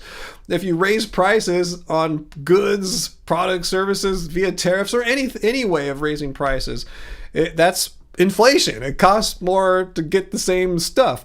The whole past 4 years, if you look at what's driven the stock market to go up or down, it's been tied pretty much to what's going on with inflation. Inflation's been tamed for the past year or so, and the stock market's responded quite favorably. I'm thinking about liquidating my mom's position possibly, because she's old, and we can't have lose 20% or something like that. That would be disastrous. So I'm not sure what's going to go on, but I'm sure other people are thinking the same thing, and that's what causes markets to go down, by more selling than there is buying. It's law of supply and demand. So we'll see what happens. But it hasn't tanked yet. But a lot of people might be thinking, well, if all these new tariffs come, really, I thought he was just, bluffing about tariffs, because I think, any financial advisors say, well, if you put in all these tariffs, it's going to raise inflation, and your investments and my investments and all our billionaire buddies' investments will get tanked too. I didn't think it would really happen, so we'll see what's going on. Yeah, it's similar to a tax, and that one that the consumer pays, not the exporting country what the tariffs are slapped on. No, the tariffs are slapped on the consumers purchasing those foreign-made goods, but they have to pay an extra certain percent because of the tariffs. But yeah, Sarah is right about long game. The thing is, depends on I don't want to get too technical here. I know Graven doesn't like any of this stuff, but it's called your horizon, your time horizon. If you're like our age, Gen X, like Sarah and I, we probably have a little bit more before we really need to live off the investments or cash out a huge percentage, anything like that. But when you're in your 80s, like my mom is, she won't be able to ride it out for 5-10 years. She might not be alive then. She needs it now. It's a now thing as opposed to in the future kind of thing, like for me and Sarah. So yeah, it depends. But I agree with Sarah. It's all a long game. Try not to get if you're doing this investment stuff, try not to get distracted by the news and FOMO and what the masses are saying and doing. Just write it out. Make sure you've got solid investments, and in the long run, hopefully it'll be cool. Well, you live on dividends now. Cool. I've been reinvesting my dividends, and I hope to do that as long as I can until I really have to start taking them out. But yeah, I'm building a dividend portfolio. So yeah, eventually that'll help out a big time. That's good, AJ. You don't have too many high-risk stocks. But thing is, even if you invest in the broad market, like the S&P 500, that's dominated like 5 companies comprise 50% of the value of that too. So even that can be kind of risky. That said, I think it's probably one of the best investments anyone can make, no matter your age. Unless you're really old and you need the money now, then you probably should be in bonds and stuff like that. Or a high yield savings account, stuff like that, where where you're going to get a predictable return and your chances of losing your assets are pretty much non-existent. And Allison thinks everyone should just invest in Allison.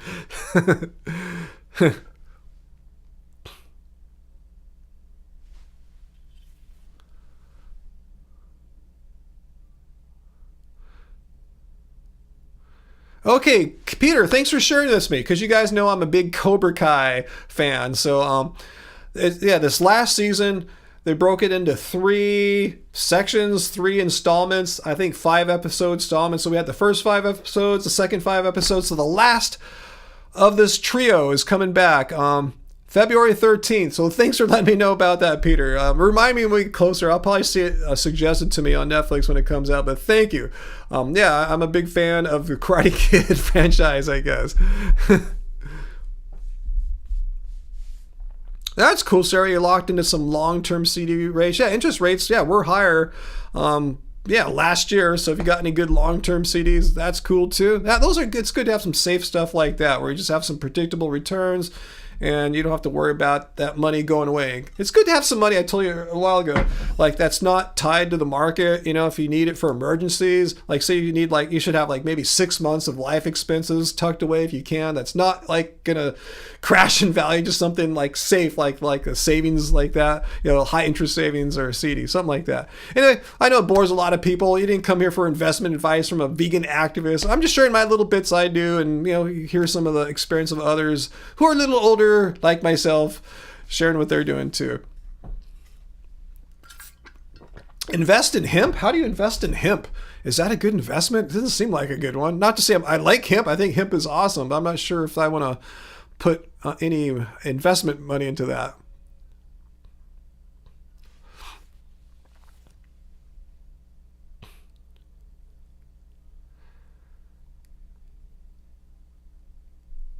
Wow, that's a nice interest rate, Sarah. 5.25%. Awesome. Yeah, I think my high yield savings accounts now are like, I don't know, the upper threes or low fours. I got to check, something like that. Ralph Macchio, I know he looks great for his age, huh? I know he still kind of looks the same, you know, just little age wrinkles and stuff like that, but he looks pretty much the same. I think Johnny on that show looks pretty damn good too for his age. Yeah, Uncle, I know. Is that, it's only 60%? I thought more. I thought it was like 70 or 80% of U.S. workers live paycheck to paycheck. And, yeah, that's scary. Like, what do you do when you get laid off and you can't find a job right away, you know? Anyway. Travis, money is for suckers. You like to live on the edge. Hey, there's a good attitude. Just party hard and hope for the best, huh?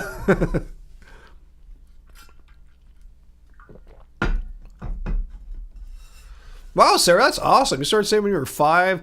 I wish I was more diligent. I started like investing in stocks in like my 20s and I kind of stopped.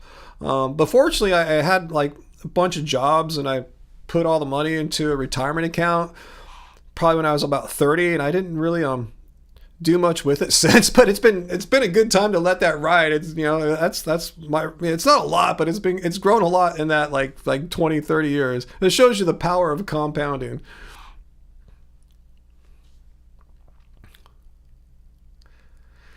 So, anything, let's move on from investment. I could talk about it more, but I don't want to bore the rest of you guys with this old people boring stuff. But yeah, if you're younger, I'm telling you, if there's a couple things I'm glad I did when I was younger is I let some money ride in the market and had like 20 plus years, 30 years of growing and compounding at a rate better than what you'd get from like put it in like Bank of America savings or something like that. I'm saying put it in the market. Just if you don't know what you're doing, just get a simple like S&P 500 index fund, like SPY or VOO, something like that. Just put it in there and just let it go. Add to it if you can. And when you're 60 or 70, you'll thank me. Oh, remember that weird vegan guy I used to watch when I was 25? He told me to do this, and now I'm thankful. So anyway, let's move on.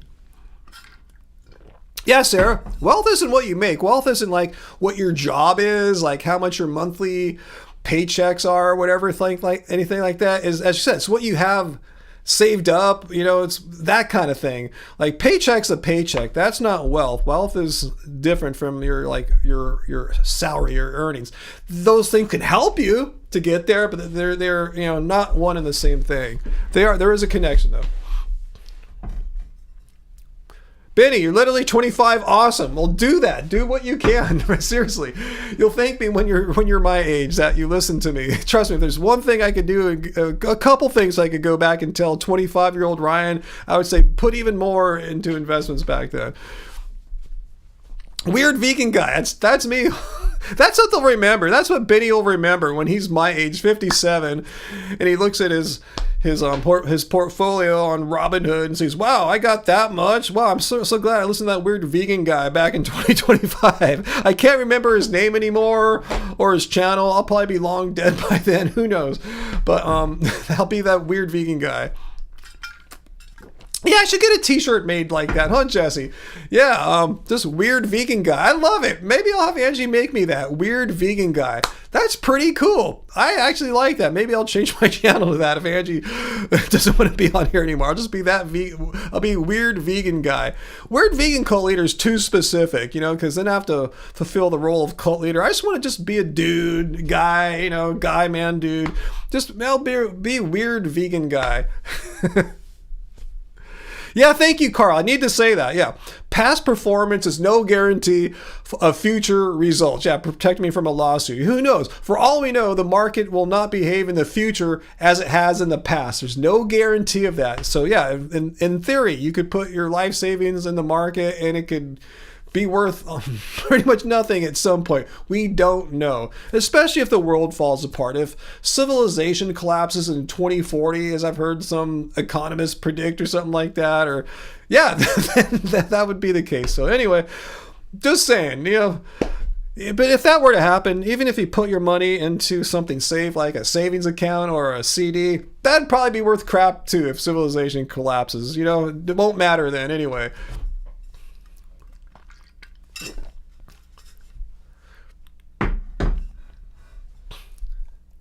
Let's see, Johnny, you're willing to come on. What should we talk about, Johnny? Last week it was just kind of like, whoa, does this work? And yeah, then unfortunately I knew Bill a little bit from, him being here. So I don't want to be boring. What could we chat about, Johnny? What would be, do you have any like, something that won't take too long, something like we did last week, like, maybe a 5-10 minute thing, like anything, or you guys have any ideas too? Like what would be something cool for Johnny and I to chat about? Vegan in the military, something like that. I don't know. What do you think? Let's get some ideas before we just kind of wing it without having a plan. Because I have to admit, I didn't make any plan or anything about what to talk about in a live chat tonight if we were to do one. Allison, you're like, what's the point? Because the Earth is going to poop before you're in your 60s. The thing is, Allison, what if the Earth doesn't poop? What if we figure out a way to extend our Earth out for another 100 years or something like that? The scientists figure something out and that we don't know about now. Maybe ChatGPT and AI will figure some crap out and the scientists will be able to implement it and save the world. What if the world doesn't go poop by then? What are you going to do? That's what I'm saying. You have to plan for the world not pooping, just in case it doesn't poop.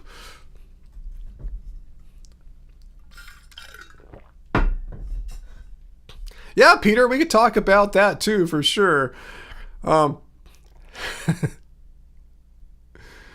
Blood Rose, you've always been the vegan weirdo. Well, I'm weird vegan guy, so that's my trademark now. Okay, AJ predict things will be much better in the 2030s. Who knows? If we get through the 2020s all right, who knows? I hold some optimism for the 2030s. All right, so, okay, that's your live chat would be balancing this non-vegan world with the way we live as vegan. Awesome. Let's see what Johnny wants to chat about, though. Let me see if I've seen what Johnny, if he has anything. Hey, this is Ryan from Weird Vegan Guy. That'll be my new intro. Hello, this is Ryan from That Weird Vegan Guy. I am Ryan, the Weird Vegan Guy. That would be my new intro. Hi, this is Ryan. Hi, I am Ryan, the Weird Vegan Guy. I wouldn't even say Ryan. I would say, hey guys, this is the Weird Vegan Guy coming to you on a Friday live stream. Something like that. What do you think? Does that have a nice ring? Hey, this is the Weird Vegan Guy. Welcome to my channel and my Friday night live stream. What do you think? Is that catchy or not? Should I do that? Nice ring, the Weird Vegan Guy. I hope someone cuts it, Heidi. I hope so. That's why I'm doing it. Have fun with it. I'm the Weird Vegan Guy. And you can tell I'm laughing behind the scenes, right? I'm not serious, but it's kind of cool at the same time. That's why I'm laughing. It's kind of both cheesy and cool simultaneously. I like it. I kind of like the Weird Vegan Guy. I'll think about it. Like it more than Gen X vegan. The thing is, if it's Gen X vegan, then it's open for me and Angie to do stuff. If the channel becomes the Weird Vegan Guy, then Angie makes all those shorts, the food and all that stuff in the vertical format.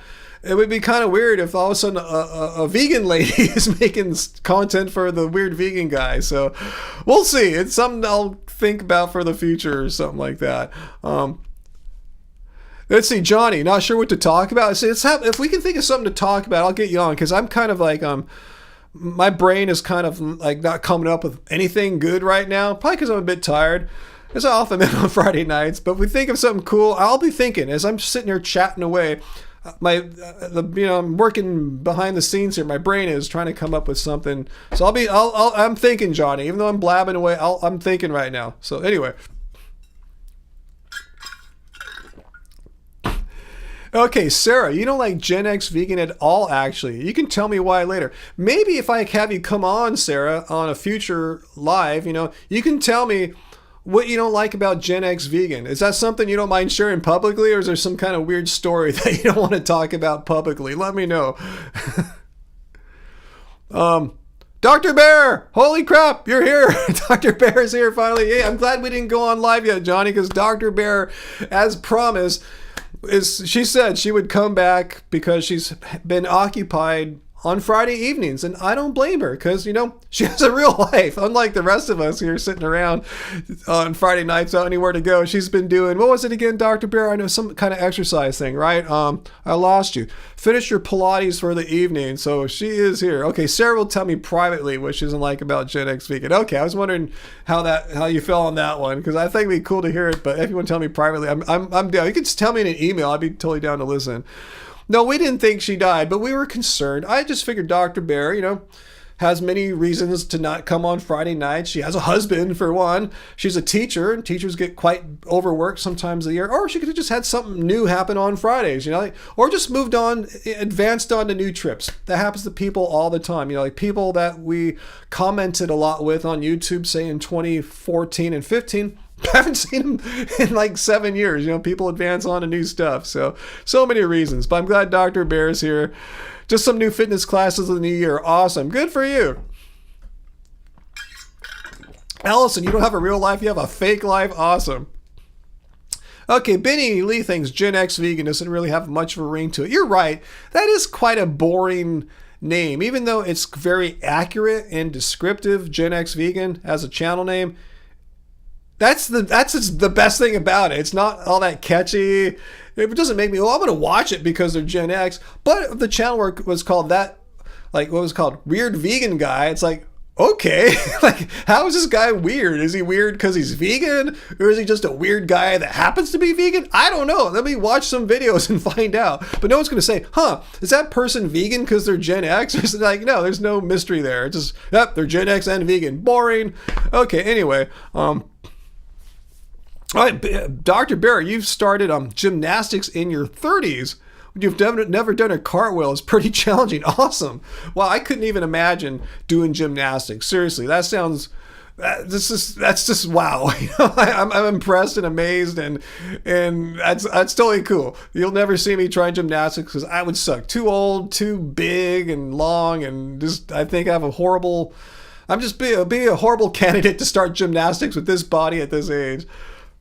Okay, Sarah, yeah, for the time being, I think we're going to leave it as happy, healthy, vegan. It is what it is. And, it's inclusive. Angie and I can both make content. It's all fine. But I sometimes fantasize if we didn't have that name, what would it be? And I do kind of like now Weird Vegan Guy.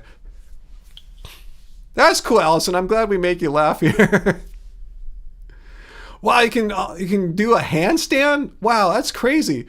I remember like in yoga, I would try some of these things that are kind of like gymnastics, like a handstand or what's that called? Is it crow pose or something where you kind of lift yourself? I don't know. I forgot. I couldn't do these things. It was beyond me. Weird Vegan Guy is pretty close. I'm going to get rid of that. I don't want to be like that vegan couple. I just want to be Weird Vegan Guy. Peter, do not change it to Weird Vegan Guy, please. No, I'm not going to, Peter. I'm just thinking aloud and kind of laughing aloud as I think through it, too. Vegan fitness. What about vegan fitness, Johnny? If we were talking about vegan fitness, that's kind of that's a cool direction to start about. What could we talk about vegan fitness? What would you like to talk about? So we have some idea. Again, I don't want it to be just kind of a kind of a vague discussion. What could we talk about vegan fitness? And if we have a good idea, let's go with it. So give me some ideas, Johnny. So I'll know, so you'll know what you kind of want to talk about. I'll kind of know what I want to talk about, because I'm sure both of us could chat a lot about vegan fitness. So anyway.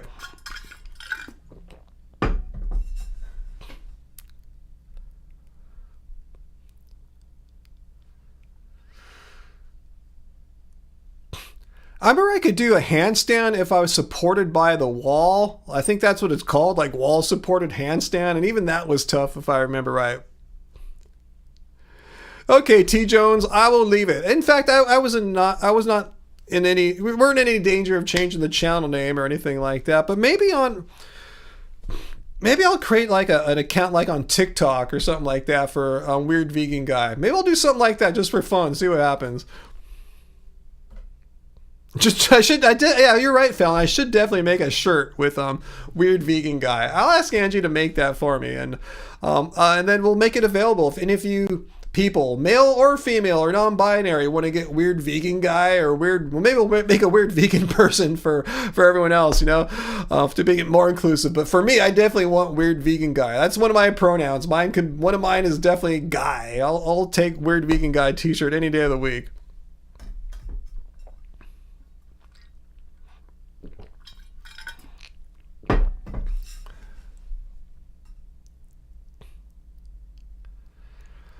Yeah, Sarah. Yeah, that's one way to lift weights for sure. Yeah, most people don't do it that way. They want to go slower and push all these heavy weights. But yeah, you can turn it into like a high intensity training. I've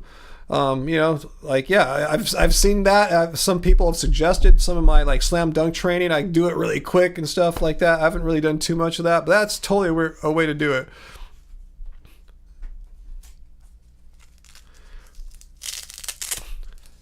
Johnny, we know that for a fact. That would be a fun discussion. If vegans can build muscle on the diet or get sufficient calories on the diet. No, we know that. Let's get something more interesting. That all of us here are convinced of that, Johnny. No one here needs any argument about that. We all know it's completely doable to build muscle on a vegan diet. As long as, you're not like starving yourself or anything like that. Yeah, then, that becomes way more challenging. Let's think, anything else. What else could we talk about, Johnny, about vegan fitness? We all agree on that. Let's see.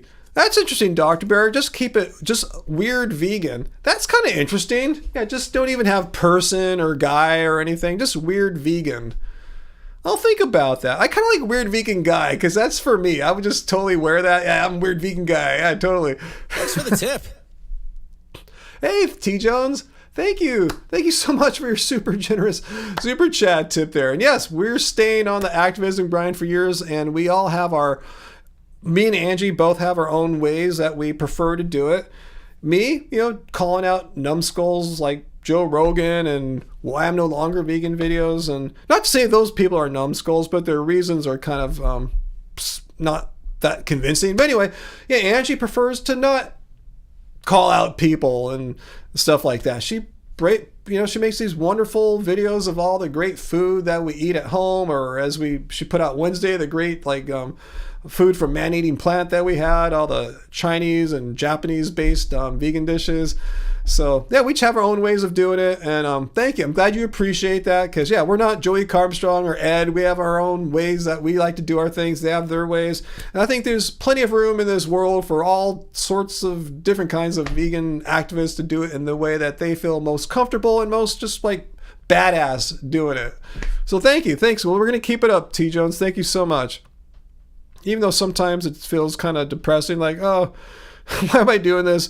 It's so low pay, and you just get so much hate, it's not worth it. I could see if I was famous, whatever, like a celebrity, and I got a bunch of hate. Great, hey, I'm an NBA player. I make $20 million a year. If you guys are gonna hate me in the comments, cool, whatever. I don't care, But it's not like that at all. We get paid in little, and we get a ton of hate anyway. But anyway, that just block that out as much as we can. And sometimes, as we did 2 weeks ago, I'll have a little fun with the haters and make videos about them, show the world how stupid these people are. But thank you, T. Jones. Thank you so much. Yeah, Peter. Yeah, maybe not tonight, but when you're ready, I want to hear about all the weird stuff you've been doing. Going to restaurants, going to rib festivals. You can tell us about that. Totally. Purely Angie. Hey, thanks, Purely Angie. Just want to say hello. It's been years since I tuned in, you guys. You left IG. Awesome. Well, as I've seen, yeah. I was just talking about that earlier. Like, there's plenty of people that, we commented a lot with, like in 2013, 14, 15. We haven't seen it in a long time, but glad to have you guys back. I don't know if you go back that far, but yeah. People advance on to new trips. That's what we were talking about, how Dr. Bear has been busy, and you were gone for a while, Dr. Bear. We were wondering what was going on. That was one of my hunches. Maybe you advanced on new trips. You had a great time with us and you moved on, and it's totally cool. It happens. I don't take it personally. I advance on to new trips. I watch different YouTube channels now this year than I did, say, last year and the year before. It happens, it's just what happens. Sometimes the algorithms gives you some new thing, like, oh, I'm gonna watch that instead. I get it. It's sad for me to lose friends that I have here in the live chat, but I try not to take it personally. Okay, so Dr. Bear says, I totally like weird vegan guy, weird vegan lady, weird vegan gal, etc. I just thought weird vegan could be good for anyone who might want a gender neutral option. You're talking about t-shirts specifically, right? We can make both. That's the cool thing about this new t-shirt store that Angie's hooked us up with, is we design them online. So we could have an infinite amount of t-shirts in theory. So we could definitely make weird vegan guy, or just weird vegan. Maybe I'll do that. I want a weird vegan guy for myself. I want to be selfish and make sure we get that shirt made. But we just can make weird vegan for anyone else that wants one. So, but let me know if anyone really wants like weird vegan lady or weird vegan gal. Let me know, and I'll tell Angie about that too. And yeah, let me know what you like better, lady or gal for weird vegan. Weird vegan lady, weird vegan gal.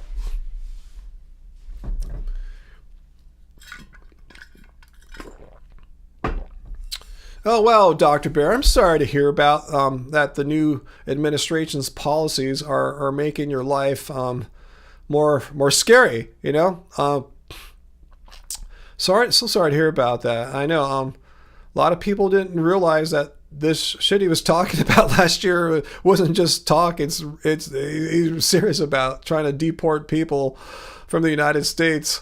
So, yeah. Yeah, weird times. I don't want to get too much into politics, but I feel for you there, Dr. Bear. I know you've talked about many times how, yeah, you guys, you talked about the region of Mexico he's from, know about the foods from there. Dr. Bear says, please, yeah, what can we do? Please protect immigrants by helping people know their rights. If you're a white citizen, you can film ICE to help with accountability. You guys hear that? Listen to some of these tips here. Sarah, do we use Teespring? God, what do we use now? I think it's Teespring, and they may have changed their name, but yes, we use, if it's not Teespring, it's a company that has the exact same product and service as them. Let's see.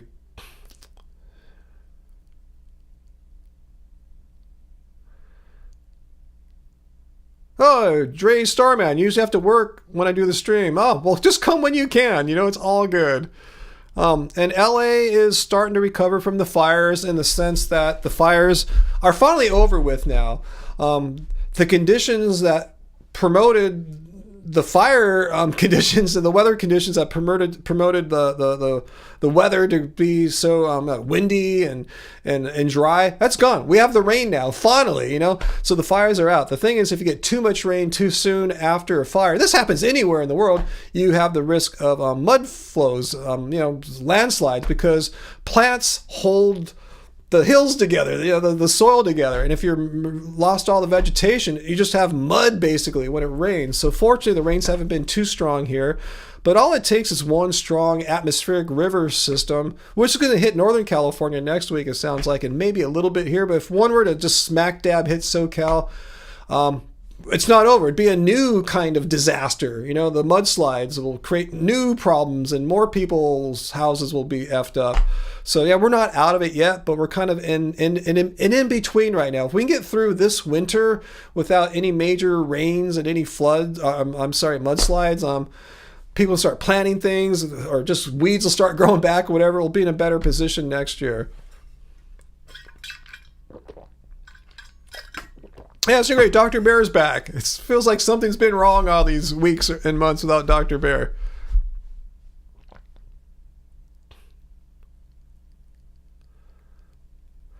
Would Kamala Harris have been better than Trump? Well, I guarantee you, if Kamala were president, there wouldn't be all these, ICE going around trying to round up people of color and send them out of the country. That wouldn't be going on. And there wouldn't be any talks of tariffs and sinking our investments in the stock market. Just for starters, I'm not making this political. I'm just saying objective fact. These are objective facts. I'm not saying one person is awesome, the other sucks or something like that. I'm just saying these are objective facts about how things would be different, like pretty much today as we speak.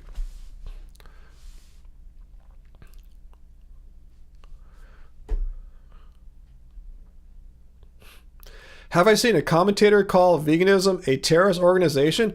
I didn't know we were an organization, let alone a terrorist organization. If anything, I thought we were maybe a cult organization, but really, we are a terrorist organization? Really? Believing that animal cruelty and exploitation are wrong? Not wanting to kill animals makes us terrorists? Really? I need to see the logic connect those ideas together because it's not apparent in any way, shape, or form.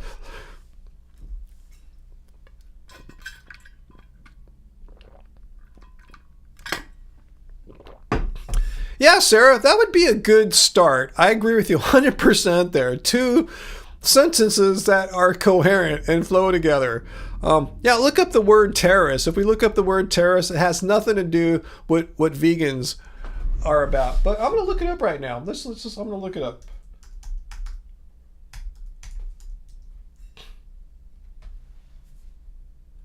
Okay, let's put it on the screen here. A person who uses unlawful violence and intimidation, especially against civilians, in the pursuit of political aims. I guess someone could say that some forms of vegan activism might do this, but it'd be quite a stretch. Like unlawful violence, like what could they say? Oh, they trespassed into the slaughterhouse and took footage and freed a couple animals. I mean, that sounds like a stretch. You know, you're peacefully removing animals who are about to get terrorized and killed themselves.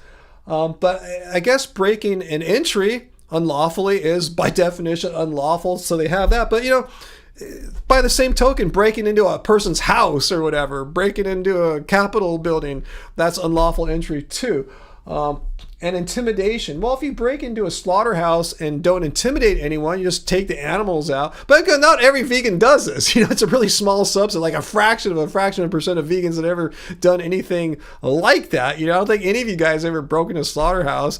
So yeah, I mean, that could be the only argument someone could make an action like that, and I'm not saying it is. Don't get me wrong, I'm not saying it is, but I can see someone trying to argue that. I don't think it's a strong argument, but no other form of vegan activism, I think, could be even remotely considered to be like that.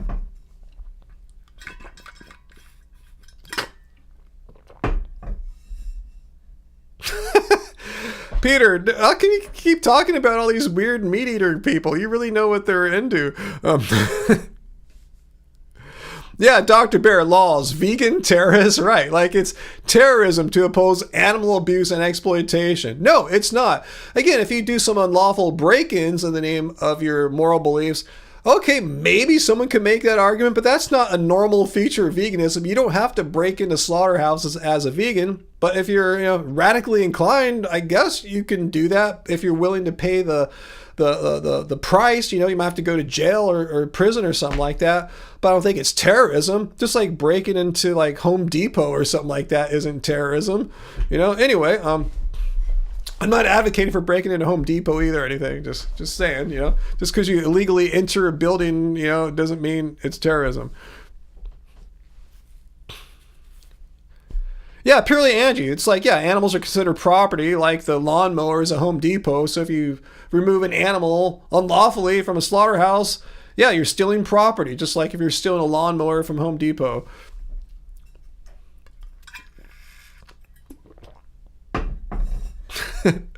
Yeah, Dr. Barry, I know Dr. Barry, Ken Barry, he's just like, he thinks he's onto something. He invited me to talk to him more about this optimal human nutrition thing. When I just made a video exposing his idea about that, it's based on what? He thinks he's figured out something that is like some new Nobel Prize worthy discovery or something like that.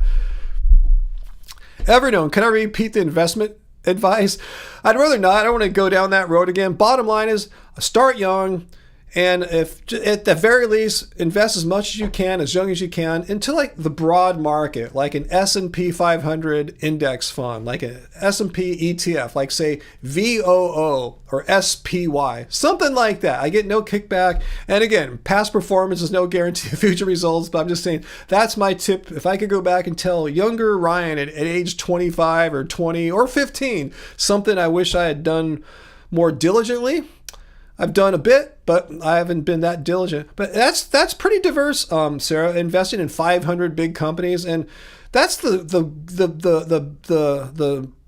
benchmark. You know, can most like most fund managers, like I forgot, like 90% of fund managers cannot beat the S&P 500. You know, with all their advanced analytics and all the research they do, most just can't beat the index of the S&P 500. So just invest in the market. That's what, when the people say the market moved up 5% last year or whatever, 10, 20%, that's what they're talking about. Just invest in the market. It's pretty diverse, but Sarah's right. If you want to get more advanced, it gets really complicated more quickly. If you want to diversify, you got to learn more stuff, or at least hire a financial advisor. But I'd say if you're young, you can take on that kind of risk. Just put it in at age 20, 25 and let it ride. Well, sir, you invest in individual companies. I don't really invest in too many individual companies now. I think I'm down to like 3, basically, and one of them just really small investment too, like maybe $1,000 or something like that. That's a lot of money, but as far as investment goes, that's not a lot.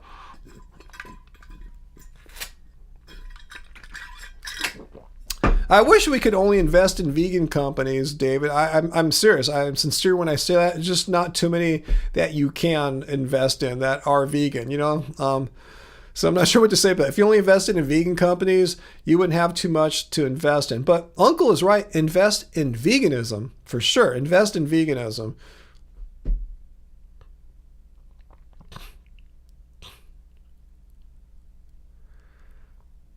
Purely Angie, I'm part of the problem. What are you talking about? Are you talking to someone else?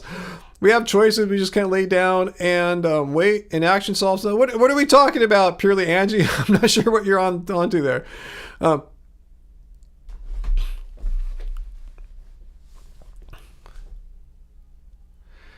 Yeah, Sarah asks, if you have any recommendations. I'm down, but like speaking of being down, a lot of vegans invested in like say Beyond Meat, and if you're still holding from the IPO days, or even like a few months after the IPO, you're down a lot. It's really not worth that much anymore. Yeah, I tried too. It was a flop, but fortunately I didn't invest that much. That's what I do. If I see a company like that, like when I say I invest in a couple companies where I just have $1,000, that was one of them. So I limited my loss there. I just wanted to try it out, see how it was, and I think I just kept it to around $1,000. So maybe I lost half of that or something like that, or probably a little bit more than that. Oh, you're talking to Dre Starman. Okay, I was wondering what you're talking about there, Purely Angie. I had no idea what the context of your comment was there. So thanks for the clarification. That's that, Dr. Bear. You wish there was a better system to help ensure retirees can live comfortably and companies can prioritize more than just profits. Yeah, I see what you're saying. It's kind of, there's a problem. We don't have like a welfare system or anything that it's going to take care of older people. Like Social Security is something, but it's for most of it's not going to be enough. So the only other option is to either be independently wealthy and make investments in like equities and stocks and stuff like that. Unfortunately, the whole game of the stock market often involves companies prioritizing profits over, like, say, people or the environment or ethics, in the pursuit of always looking good, so their values stay as high as they can. Dr. Bear, you wish Panda would bring back their Beyond Orange chicken? It's gone? It's gone from Panda Express? Holy crap, I didn't know that. Let me look really quick. Oh my God, I should have took advantage of it. It's kind of expensive. That's my only complaint about the orange chicken at Panda Express. I don't know why it costs so much. Is Beyond Meat like incapable of producing it at a more affordable price? Okay, let me try to order. Okay, I'm doing a fake order right now. Let me see.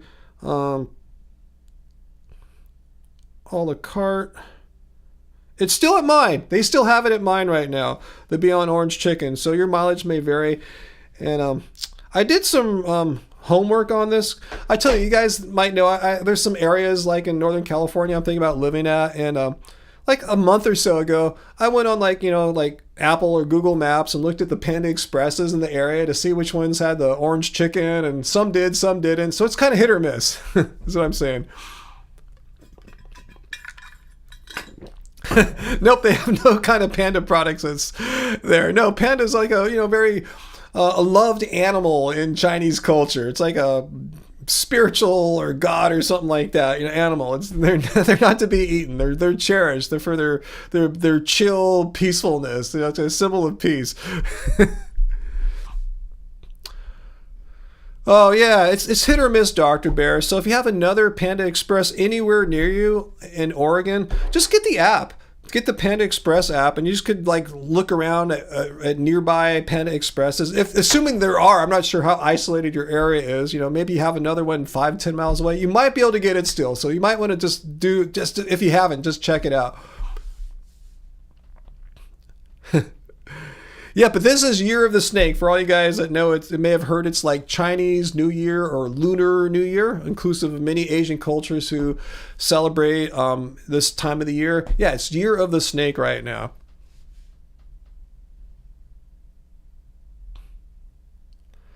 I don't know anything about buying oranges, like what was in that movie Trading Places, like orange futures or something like that. I don't know how that works. So yeah. Okay, Johnny. So you tried it though? You did have some of that orange chicken when you were in Georgia, because it's pretty damn good. Like I said, I just wish it wasn't so expensive. They charge a premium for the Beyond Orange Chicken. Oh, Johnny. So this is your Year of the Snake. Awesome.